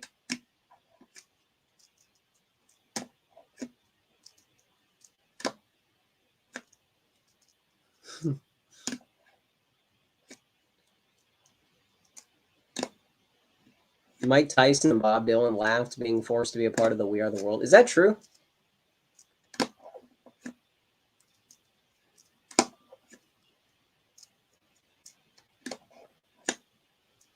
Yeah, that's true. 9/11 is kind of the end of, collective memory in a sense.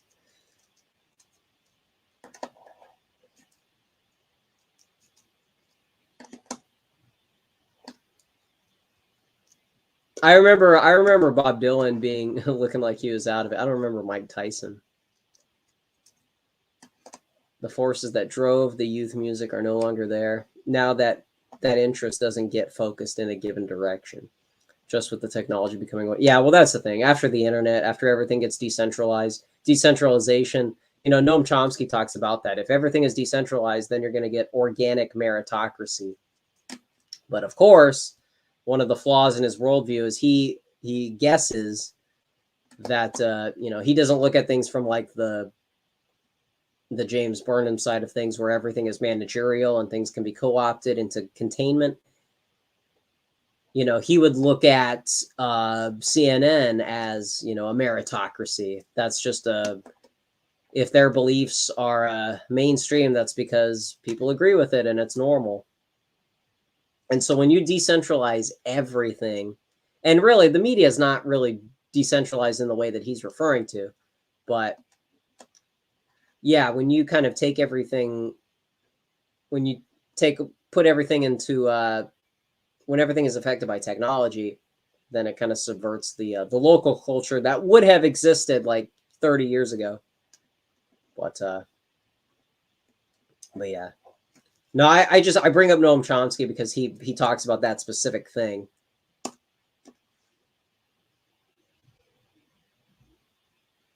Yes, all this collective memory, that is what the identity is.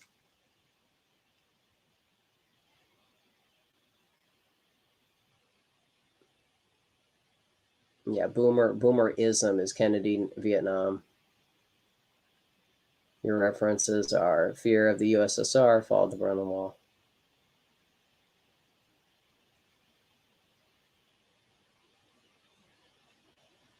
Now that's helpful.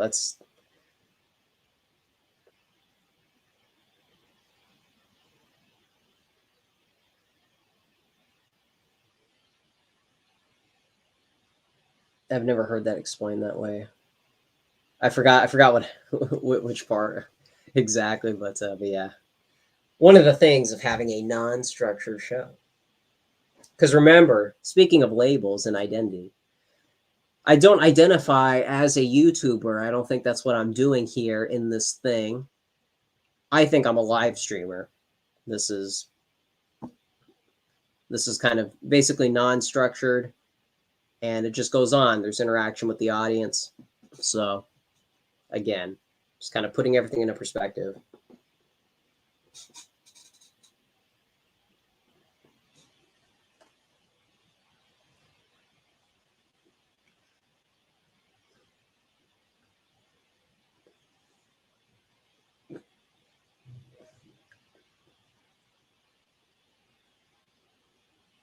Yeah, exactly. Record deepness. Yeah, that's the thing with James Kirkpatrick at American Renaissance. He did an episode and he talked about that. You know, if you're on the left, like Thomas mentioned Oliver Stone earlier, the closest you can get is basically like Roger Waters. You can speak out against regimes. You can speak out against like specific people. But when you figure out, like Murray Rothbard did, that your enemy is not just the government, it's really like this managerial culture that exists within the elite, then you start to kind of not really care so much about your libertarian commitments or your liberal commitments. It makes you a reactionary because that's the only competing thing against that type of thing.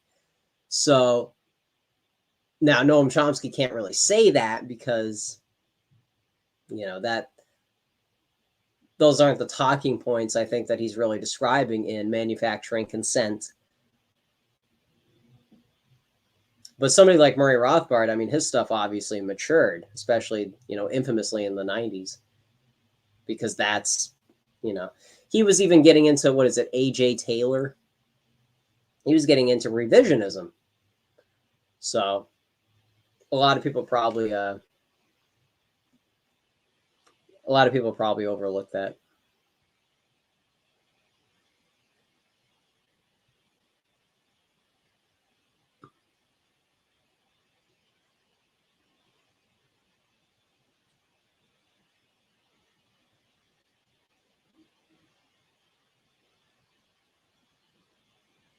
Yeah. Gen X doesn't really grow up with like woke types. People kind of allied by ethnic group, or they were sheep, but they would have been Eisenhower Republicans in the 50s.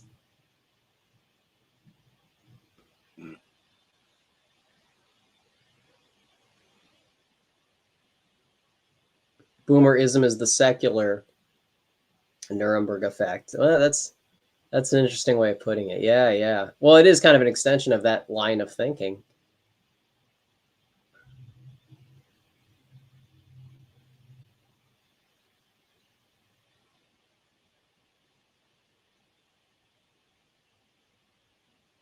Yeah, there you go.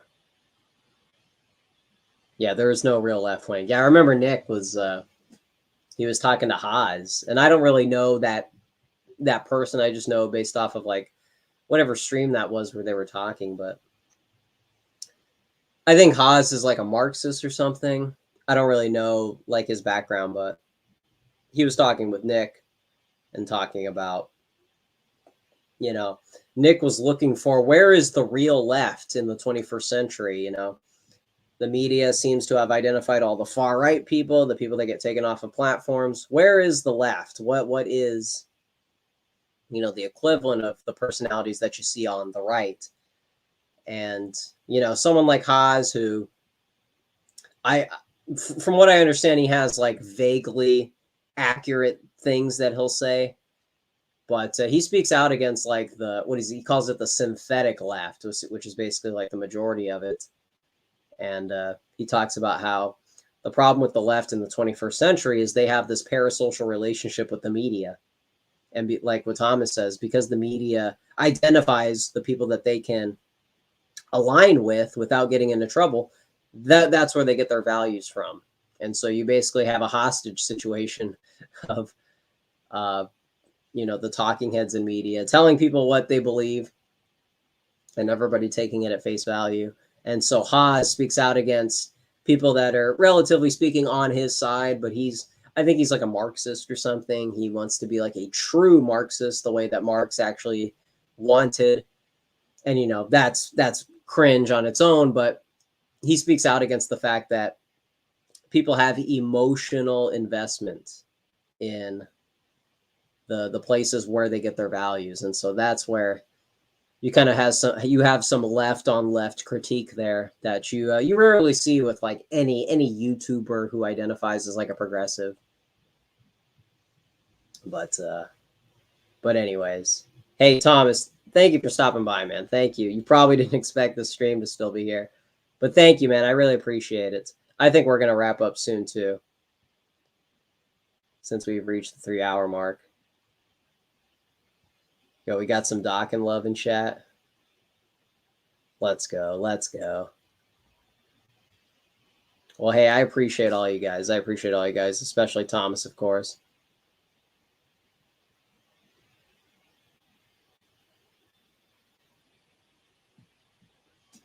Yeah, Occupy Wall Street. Occupy Wall Street.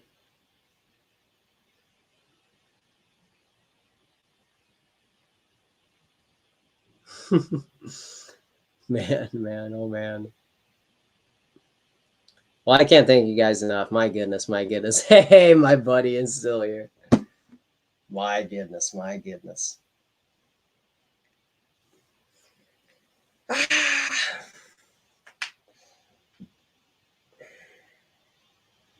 Long night. It's a long night.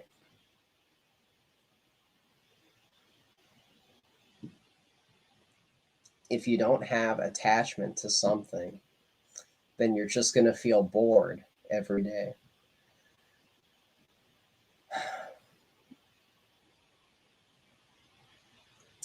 So find something. So find something. So find something.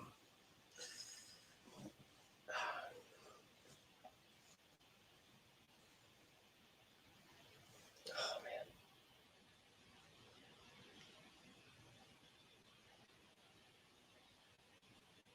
All right. Well, thank you guys. Thank you guys one last time for keeping me company into the late hours of the night.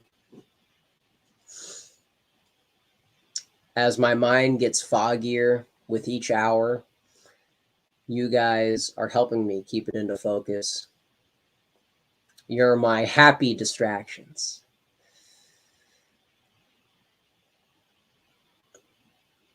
You guys are the other voices in my head. Oh, man. You know what's too bad is I can't even, I mean, these things have been sitting here. I can't eat them, right? I can't really eat them. But they'll just have to be props, I guess. That wasn't really what I intended. Are you going back to Brittany's cesspool? Devin, show some respect. I don't know. What's even going on over there?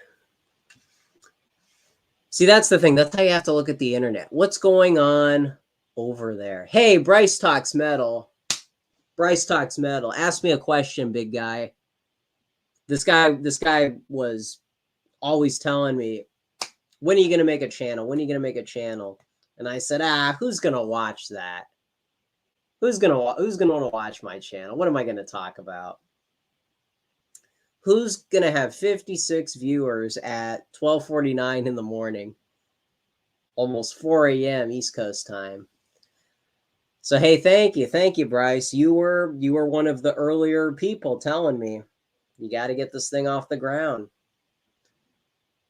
So thank you, man. Thank you, man.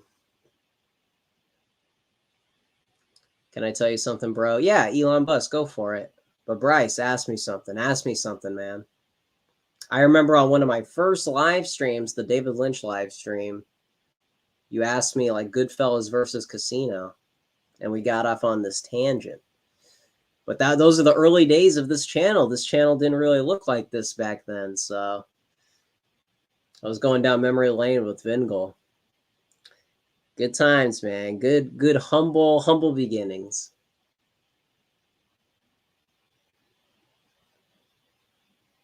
How was the Sam Hyde stuff? I just saw some of the clips online. It looked awesome. Okay, my dad was even wondering because my dad was a boxing guy back in the day. Still is. But he's like, why are you watching boxing? It's like, that's his thing. But It's like, yeah, there's important people doing things out there. Why is Death Proof bottom tier Quentin Tarantino? That's right. Bryce has been going through some Tarantino. I appreciate that. Yeah, one of my friends was telling me Once Upon a Time in Hollywood was the worst one, and Bryce he knows why I disagree with that. That's my favorite one. It's my favorite one.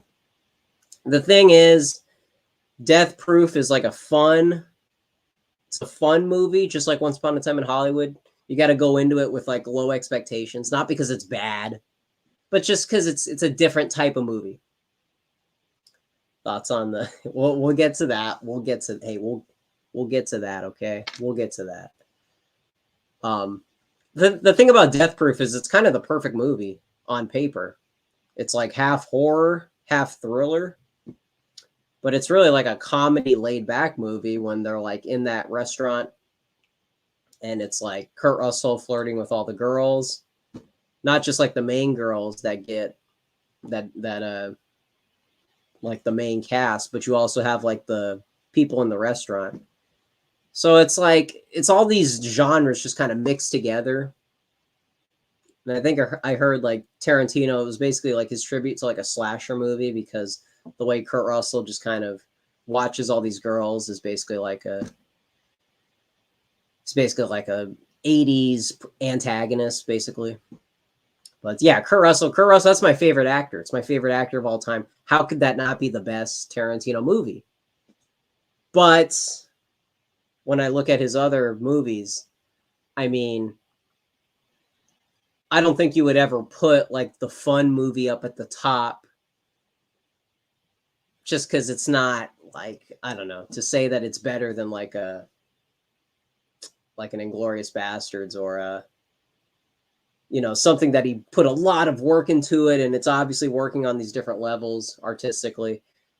I don't know if it really holds up to stuff like that just because that stuff is kind of a little more sophisticated. But I mean, I don't know. Maybe that's an old metric. I just have a hard time putting it above like Reservoir Dogs and stuff like that. So just through process of elimination, maybe it ends up at the bottom. Maybe. Rank the top 5 on the spot right now. All right. Can I put Once Upon a Time at number 1? I just feel like that's very contrarian. But I mean, the movie's like 3 years old now, so it's not like I'm doing it off of the hype of the premiere. It's just like a perfect movie. It's just laid back, and it's like that's a movie that could have existed during like the 60s. So in like the French New Wave, like post Bonnie and Clyde era of movies. So I'm gonna do it. I'm just gonna do it. Okay. Once Upon a Time in Hollywood comes on TV, I can watch the whole thing. I could. So that's why it's number 1 movie. And then after that, probably Inglourious Bastards. Despite the political pause that is obvious with that one, but we still there's some artistic stuff there still, of course. I mean, that first scene, that opening scene, it's just brilliant opening scene. So number 2 is Inglourious Bastards. And then, I grew up with this movie, so how could I not put it at number 3? Number 3 is Pulp Fiction. We don't have to say anything about it. Everybody knows. Number 4, I want to say Jackie Brown, but I'm kind of getting tired of it. Honestly, that's like my dad's favorite. I don't know, or probably second favorite actually. But nah, number 4 is Reservoir Dogs. Okay, number 4 is Reservoir Dogs. And then let me think. I don't know. I don't think I put Jackie Brown in the top 5. Just I don't like how they like repeat scenes from different characters' perspectives. Whatever. It's cool, but whatever. It's just, that makes it feel repetitive. That makes me not want to watch it when it's on TV. So I guess what would that be? That would be Django would be the remaining one. Do I want to do that? And I don't really Kill Bill's. I just don't have like a strong attachment to that movie. I'm sorry to say. So probably Django's at number 5. Also, that was, I remember that back in high school, so that's probably a personal preference too. Maybe.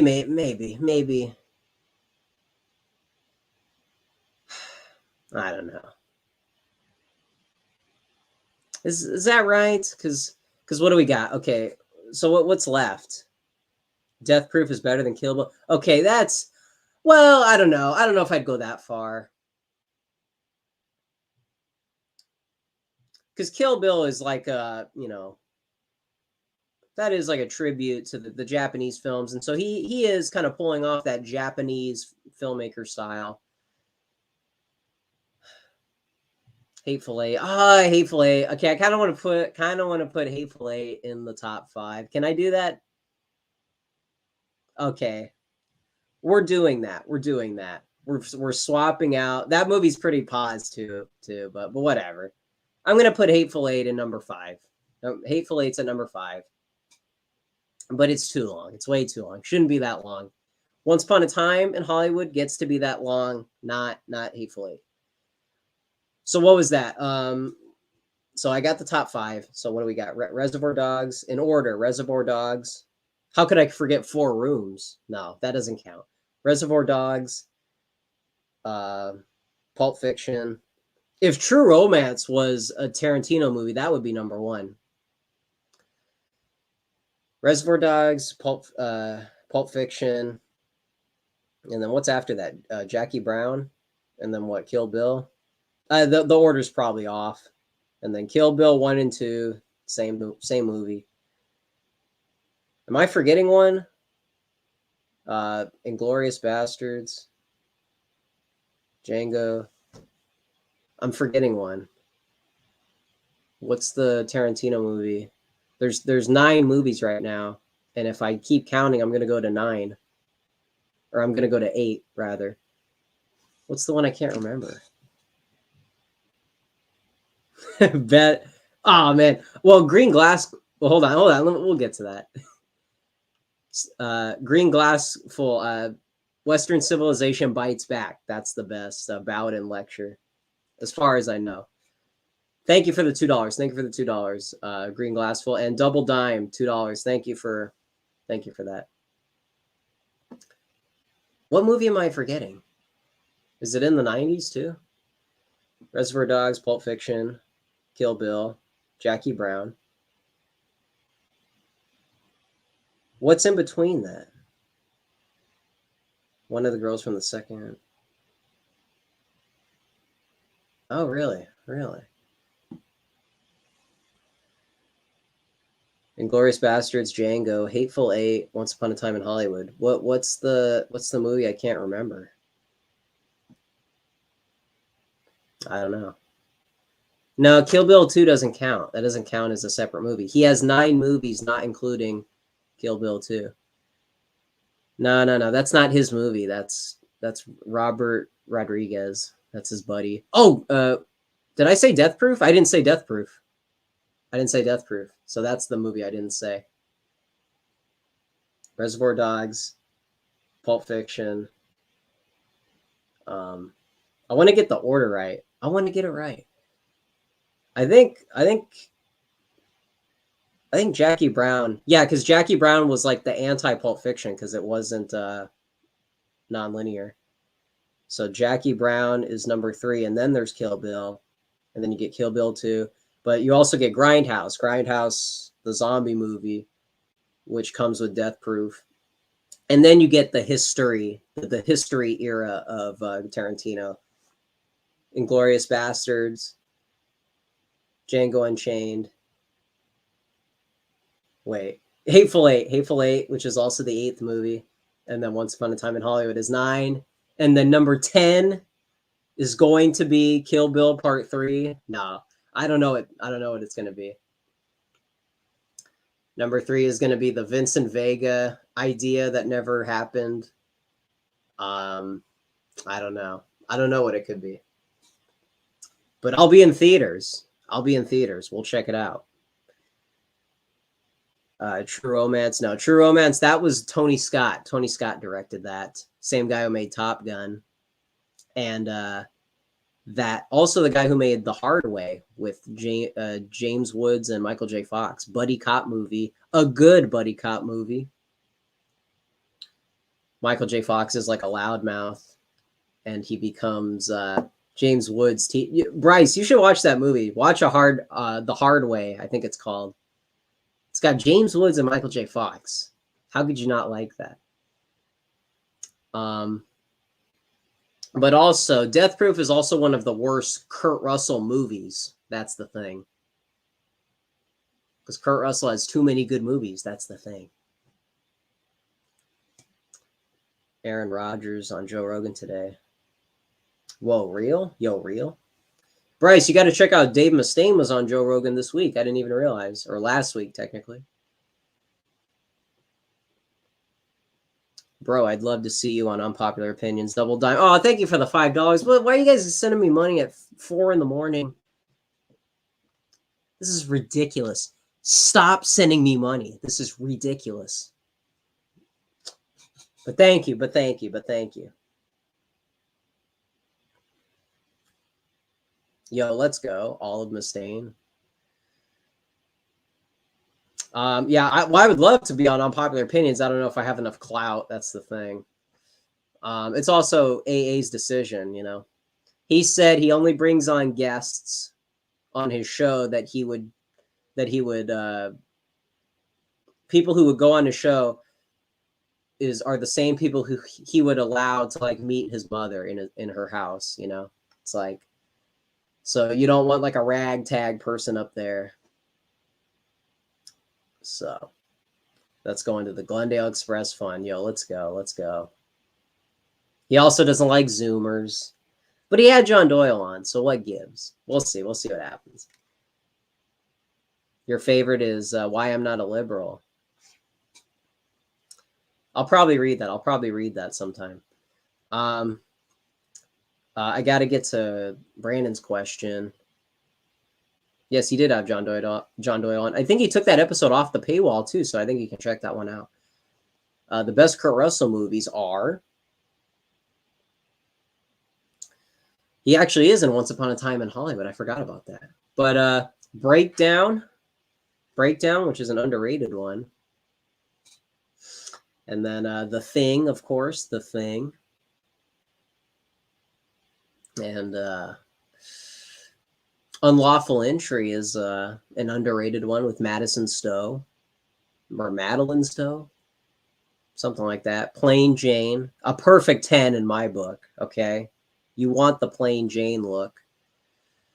Right, folks? Right? Am I right, folks? So there's your three. Your three Kurt Russell movies.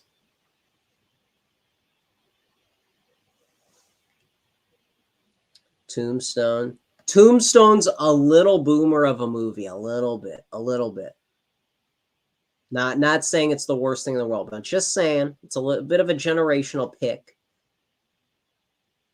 Yo, Tango and Cash with Sylvester Stallone. I'm thinking we're back. Okay, let me answer before we get too late here. I said we were going to wrap up like 15 minutes ago. That's funny. Thoughts on the Jared Taylor event in Arizona? Yeah, pretty interesting stuff. Yeah, somebody should go check out that event, see what happens over there. I know Thomas isn't a huge fan of Jared Taylor, but, you know, that's one of those ones who, you know, we need more people like that, you know, who are going to continue that legacy so that all that work with American Renaissance doesn't amount to nothing.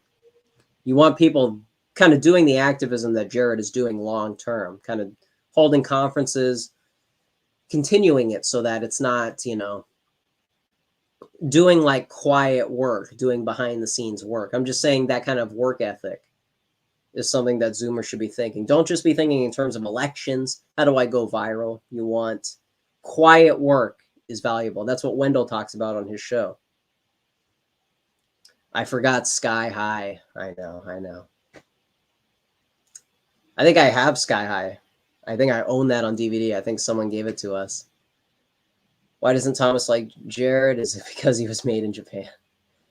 No, it's because I think like he's like a one trick pony.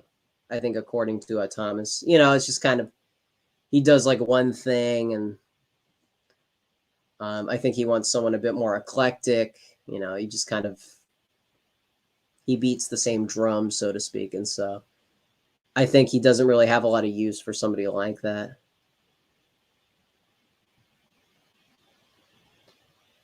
Escape from New York or Escape from LA. Escape from LA is a fun movie. The soundtrack is not very good, honestly. Not a very good soundtrack. Even though it's like a 90s movie, I think. It's just bland. Not good. Not good music really. But Escape from LA as a movie, Map to the Stars, Steve Buscemi. It's just a campy movie. It's campy. When Kurt Russell is doing a wheelie on the motorcycle, I don't know how anybody can counter signal that. Surfing to get to who is it? I forget who he's chasing in that scene, but no. But as Thomas says, Escape from New York is like a perfect Cold War movie, and pretty campy too. Pretty campy. But yeah, Escape from LA, it's like a Batman and Robin. You just have to watch it from that perspective. Not that it's terrible, but just it's fun. So just have fun with it, okay?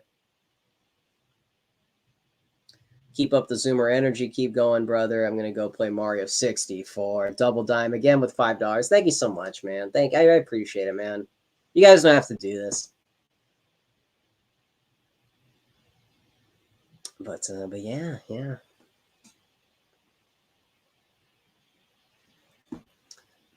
There's also that weird movie with John Leguizamo, who was in the news like a month or so ago. Executive Decision. They're like surfers or something. They're like lifeguards or something. Kurt Russell and John Leguizamo. Have you seen the James Woods movie Caught from 1988? I don't think I have. I remember you told me to check that out. I got to check that. That's my fault. It's my fault. I think I put that movie on one time, but I didn't really pay attention or something. Maybe if I'm thinking of the right movie, but I got to check that out. They had a Zoomer working at Amran who just suddenly rest in peace, man. Rest in peace.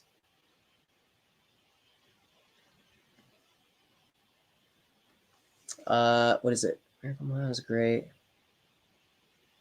Some dude that did Cherry 2000, he only made 2 movies and went into TV for only a second. Let me think.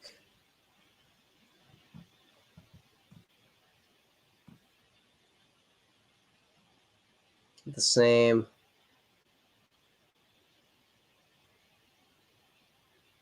Record Deepness. Taking the Dave Mustaine red pill. Yeah. Endgame. That album, very political album.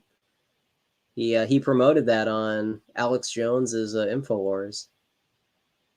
Yeah, I've heard you talking about Buchanan. You do well.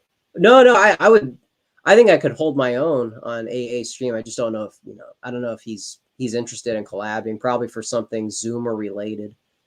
Maybe if we're talking about music, he was trying to seduce me, frankly, with David Bowie.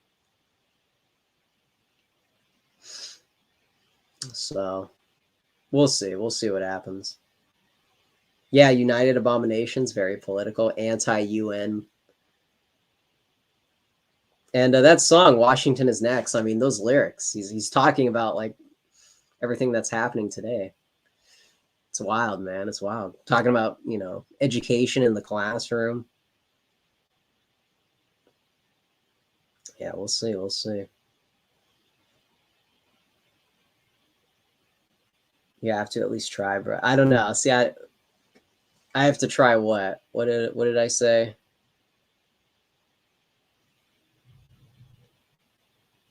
Why doesn't it? I don't know. Should I reach out to AA? I don't know.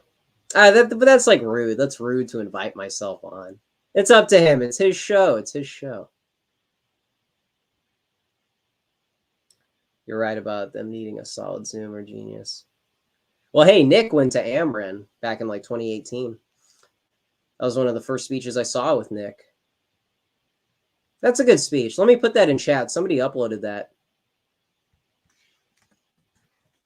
Check this out, chat. Check it out.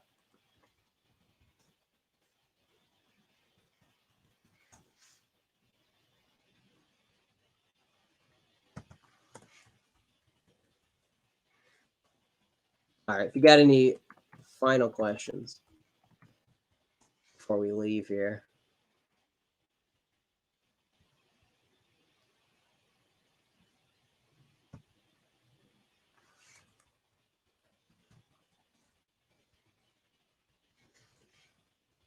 Yeah, Kurt Russell. Kurt Russell's got to be my favorite actor overall.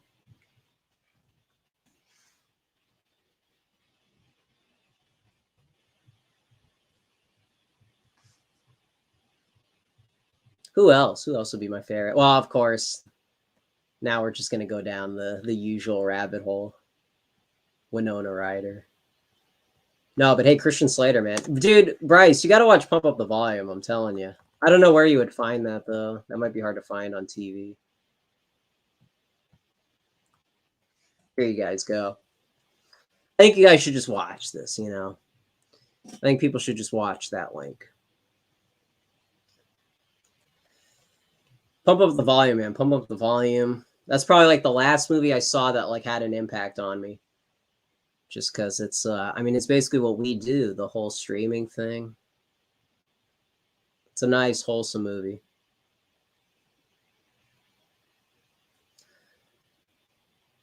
But yeah, man, the Christian Slater-ism, you know, True Romance. Well, if Bryce hasn't seen True Romance, maybe that's the next recommendation. That's probably easier to find on a Double Dime asking me a very revealing question. Have I watched Heathers? Yeah, I think the chat is familiar with my Heathers arc. My friend from high school is who got me into that. Yeah, no, that's what kind of got me on the whole like watching those type of movies. Yeah, Heathers. That's such a classic, man. It covers a lot. It covers a lot. Heathers is the better movie. Elon Bus. Heathers is way better. Yeah. No, I was obsessed with Heathers just because it had everything I liked in one movie. It had that dark comedy. It had that thriller. Like when Christian Slater was going insane, the movie would basically become a thriller. He's doing his Jack Nicholson impersonation. You got your subtle cool. You got your subtle cool with Winona and Christian. It's like the movie's kind of like a statement against the John Hughes movies. It's also it has that shift. It has that awkward middle period between the late 80s and the early 90s. Visually, it looks very 80s, but the tone is very 90s. Man, it's got all this like philosophy in it, these personalities. That's a more polite way of kind of sort of asking. What's a polite way? You could always just holler at AA up to let him know he can hit you up if he ever has any. Yeah, I hope that doesn't come across as needy. Winona Ryder took the stand today. Now the stand's gone. Yeah, classic. Pump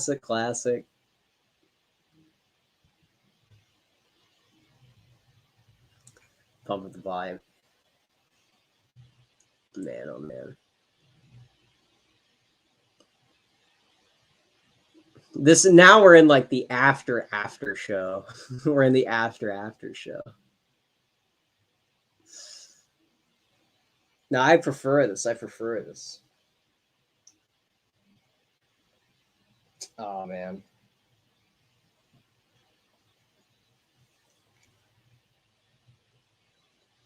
Appreciate you guys. Appreciate you guys. They really came down on Winona for something so innocuous. I know, dude. Why doesn't everybody just like leave her alone?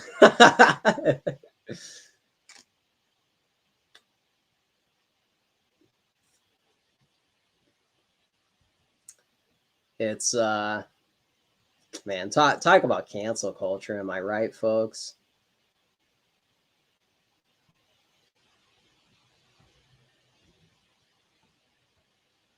Did I miss anything here?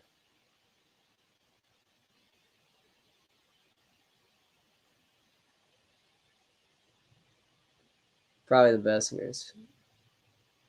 Interesting. Picked out my dad's DVD collection randomly and watched it. Watched Escape from New York the same day. Yo, let's go. Which movie, Double Dime, if you're still here, I wonder which movie, like, did you walk away with, like, thinking about more? Because Heathers has a pretty dramatic ending. But like I said, I mean, since we're on the subject,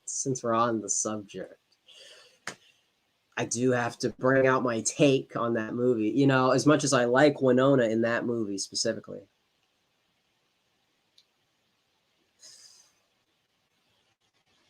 Kind of like a complicated protagonist, not really like an ideal protagonist. Because I would love to do like a review of that movie from like a James Burnham perspective. I know that sounds so obnoxious, but like that movie really does teach you about hierarchy and knowing your role within it. Because the Betty Finn character really is kind of like the ultimate protagonist as far as like idealistically speaking. I know like her, but like for the sake of drama, she's not really that interesting, but I don't know if anybody even remembers me talking about this. Probably they're probably just tired of hearing it if they do. But yeah, Winona is kind of just like in Girl Interrupted. She's always this like she wants it all. She thinks she can have it all, which is so like greedy, which is so unrealistic. Betty Finn is satisfied with being like the best friend of like a somebody trying to get into the Heathers. But yeah, Winona, she wants the bad boy until he becomes bad. Until they become bad, you know? The forbidden fruit. The forbidden fruit on full display. Maybe that's kind of the appeal of Winona though. Is she's not really this like brilliant mastermind.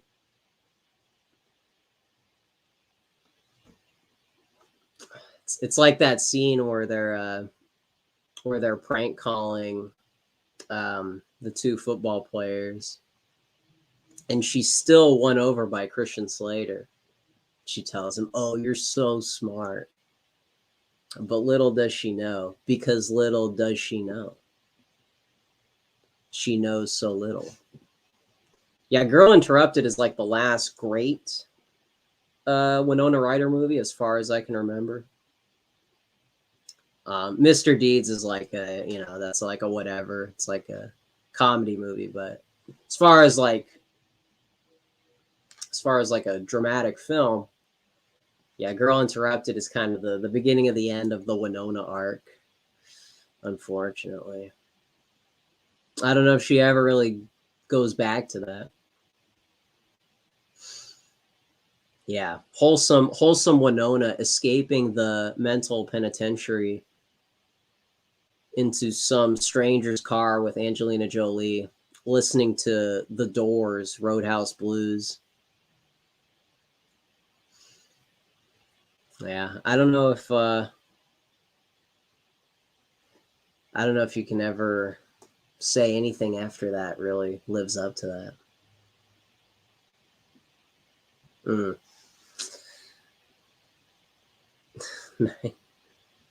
She isn't that interesting. Night on Earth. I don't. That doesn't sound familiar.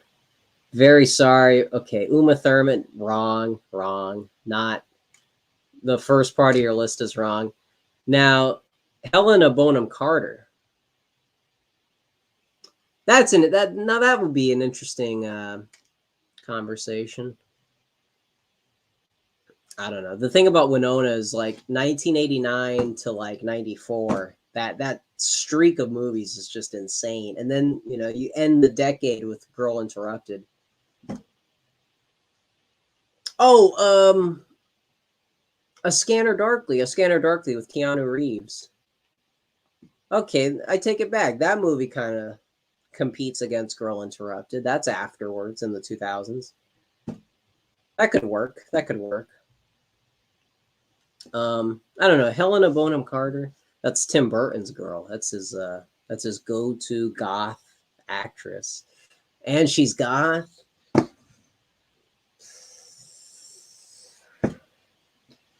Folks. At that point, it shouldn't be much of a choice. But I don't know. I don't know. I always think about how in like Fight Club, she basically looks like she's homeless. So maybe that's kind of getting in the way of the presentation. She should have been in Sin City. That would have been cool instead of Eva Green. She should have had like a noir movie. If only I was in Hollywood. If only. Yeah, Helena Bonham Carter. Maybe. Yeah, Alex Jones. He is in that movie. That's kind of funny. We like similar broads. We like similar broads.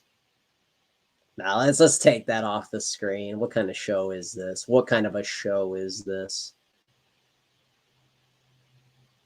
Brah, double dime, brah.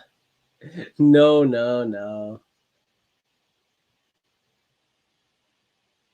Heather's made me laugh out loud about women.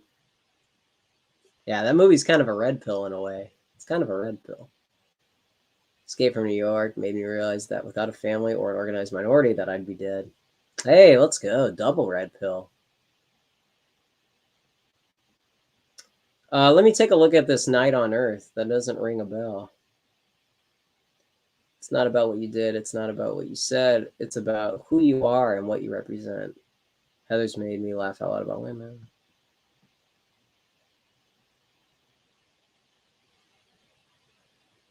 All right, we'll check out Night on Earth. We'll do a live reaction here. How about that? How about a live reaction? All right, we'll hit the 4-hour mark and then we're done, okay? And then we're done. All right. What is it, Night on Earth? 1991. Whoops. How do I not know about this? Oh, and one of the girls from Heathers. Oh, dude, what the... What is this? What the...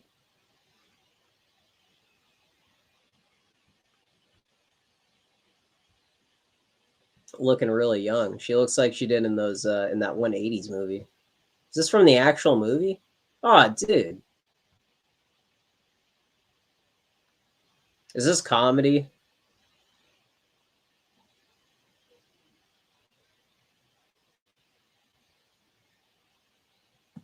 Interesting.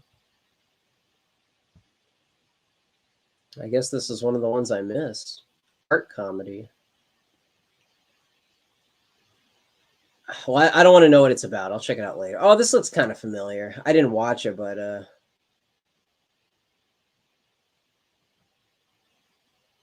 okay, Rosie Friends. Okay. All right, I'll check it out. So, where was this in her arc?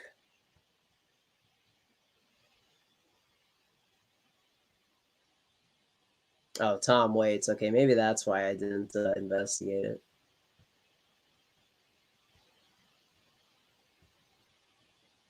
Bruh, bruh. Okay, so what do we got here? So I said 89. So we got Heathers. Oh, that was 88. Okay.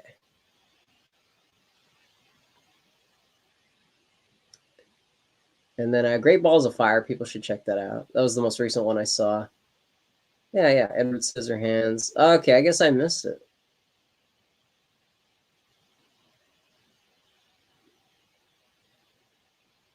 So I said, what was it?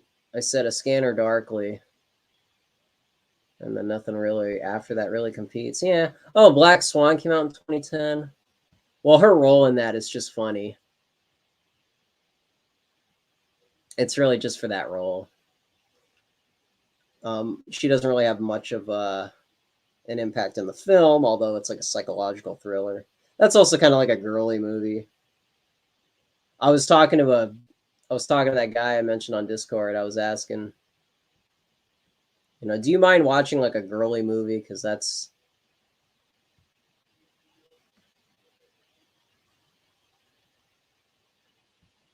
oh wow, that's her. Yikes! Yikes! Department. Yikes! Department. I might have to check this out just for the content. But yeah, it was good because Heather's Pump Up the Volume. It's very like high school, young people. I don't even know about this. When is this? Is this already out? July 15th. Okay, it's out.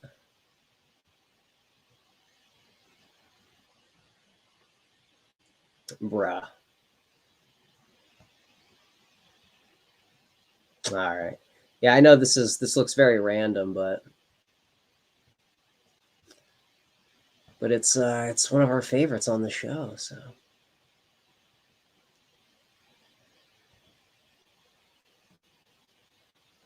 but yeah, thoughts on the principal? Hey, thank you, $2 from Double Time. Thank you, man. On the principal from what movie? Well, from which movie? What are we talking about? Black Swan. Well, yeah. Well, it's literally. I mean, it's some of that. Some of it is like literally gay. Obviously, we disavow. Obviously, but like as a psychological thriller, it's kind of interesting. Someone trying to perfect themselves. It's kind of that will to power. It's kind of like Whiplash in a way. It's that same premise. What principle are you talking about? Are you talking about in the movie in Heather's, or dude, that was supposed to be her line instead of "I haven't been." Are you serious? Wait, let me go back.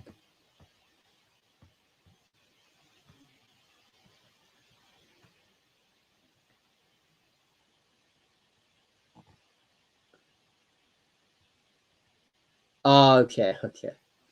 That looked very. I mean, never mind, never mind. The principal is the movie. Oh, did I have I even watched that? I feel like I've looked this up before. 1987. I thought you were talking about like Ferris Bueller, the principal. Here, let me pull this up for 1987, Jim Belushi.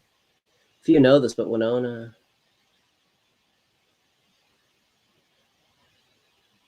Okay, okay, let's be respectful, okay, please. All right, thank you, Record Deepness. Yeah, I appreciate.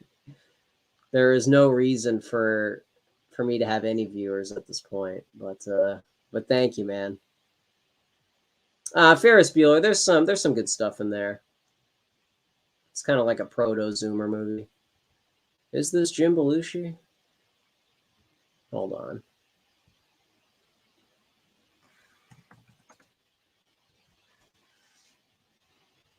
Oh, I couldn't even he was right there. I couldn't even recognize him. My bad. My bad. No, I haven't seen this. I'm sorry. I'd like to give you a good answer, but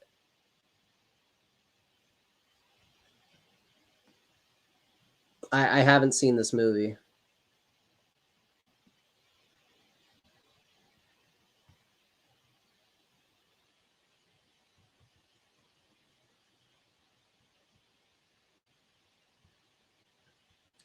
So what do we got? Reprised his role. What, they made like a sequel to this? What the? What the? Is that Jesse Ventura? What is going on here? He reprised his role. This is like a crime thriller, but they made like a sci-fi movie that is somehow related. I'm a little confused here. A cameo from Jim Belushi. This is bizarre. Can I get like a? Let me go on IMDb.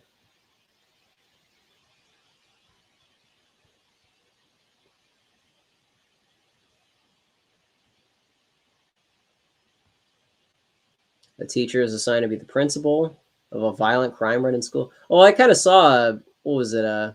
What's the Morgan Freeman movie where he did that? Where he doesn't become principal, but he becomes like an influence.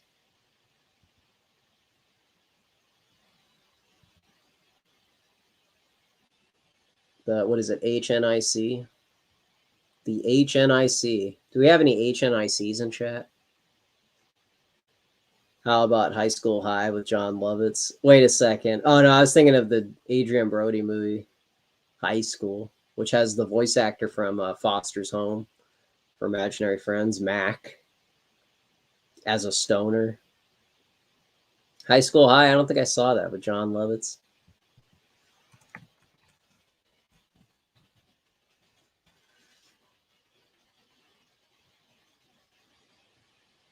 What in the world?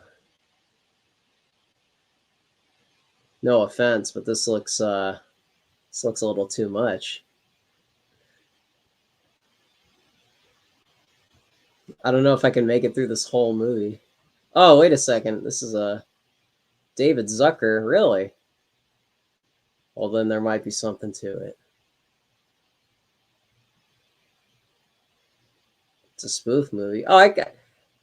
Oh, they're making fun of all the school movies. Oh, okay, that's kind of interesting. Okay, I kind of like that. Okay, I might have to check that out. Thank you, Elon Musk. We'll talk about this.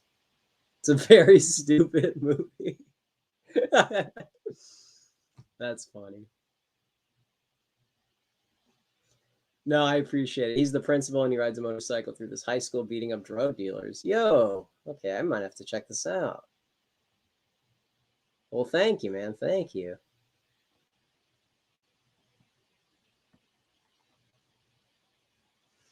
All right. All right. I think we're wrapping up. We're closing up shop. To everybody who made it this far, what in the world? Shout out to Brandon in chat. Shout out to Elon Bust.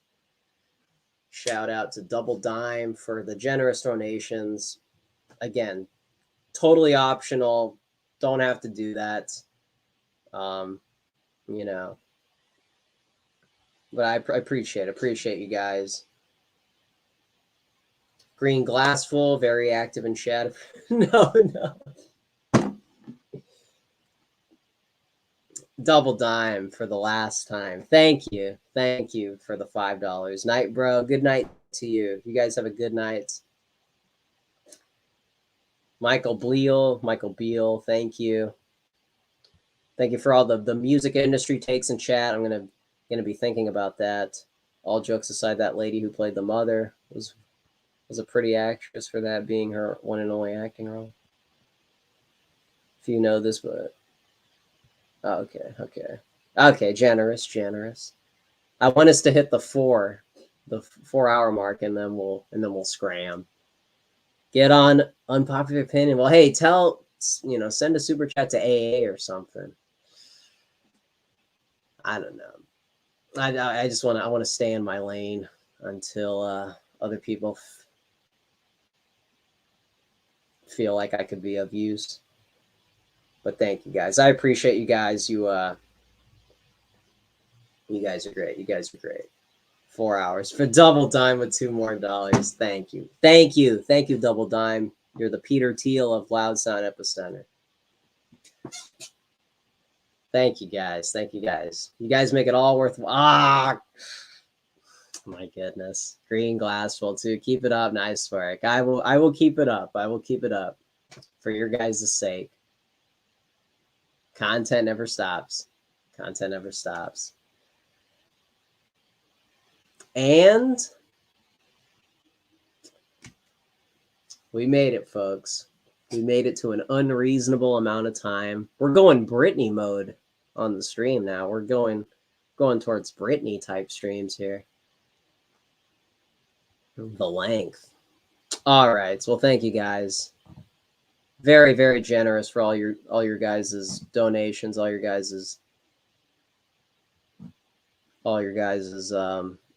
comments, keeping the show going, making it possible for us to have a 4-hour show, because it's just me thinking out loud, fantasizing about Winona Ryder. I mean, pop culture revisionism, looking at politics from a different point of view.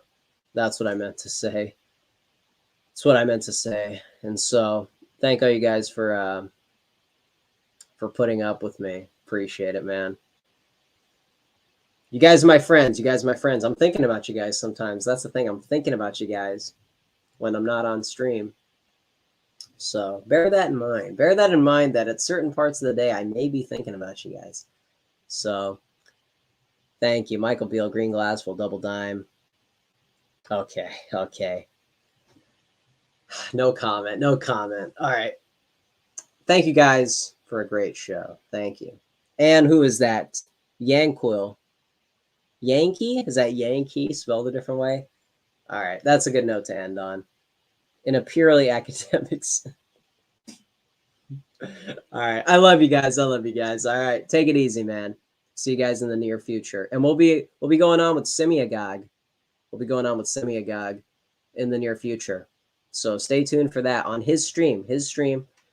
On this stream, we'll see what we got lined up in the future. We'll stay tuned in. Go to the Twitter account. Should I put the Twitter account in chat? Let's put the Twitter account in chat, just in case you guys are coming from the Telegram chat. Probably should have did that earlier. My bad. I'm losing myself. I'm losing myself in the moment. But hey, also, you guys should make Instagrams, because there's some content over there you guys might like. But yeah, on Twitter, if you guys want to see updates for the show, also we got the Telegram channel. I think we can plug that real quick. Telegram channel. If you guys want to stay tuned for all the extravaganzas. That's where you can find updates for the show. Check us out. I think you guys will appreciate it. Very generous to all our donations. Big thank you to all you guys. Love all you guys. And yeah, take it easy. Take it easy. Stay out of trouble, you crazy kids. And yeah, so appreciate the good times in these late nights, early mornings, technically. All right. Catch you guys next time. Keep fighting, bruh. Thank you, Double Dime. All right. See you guys.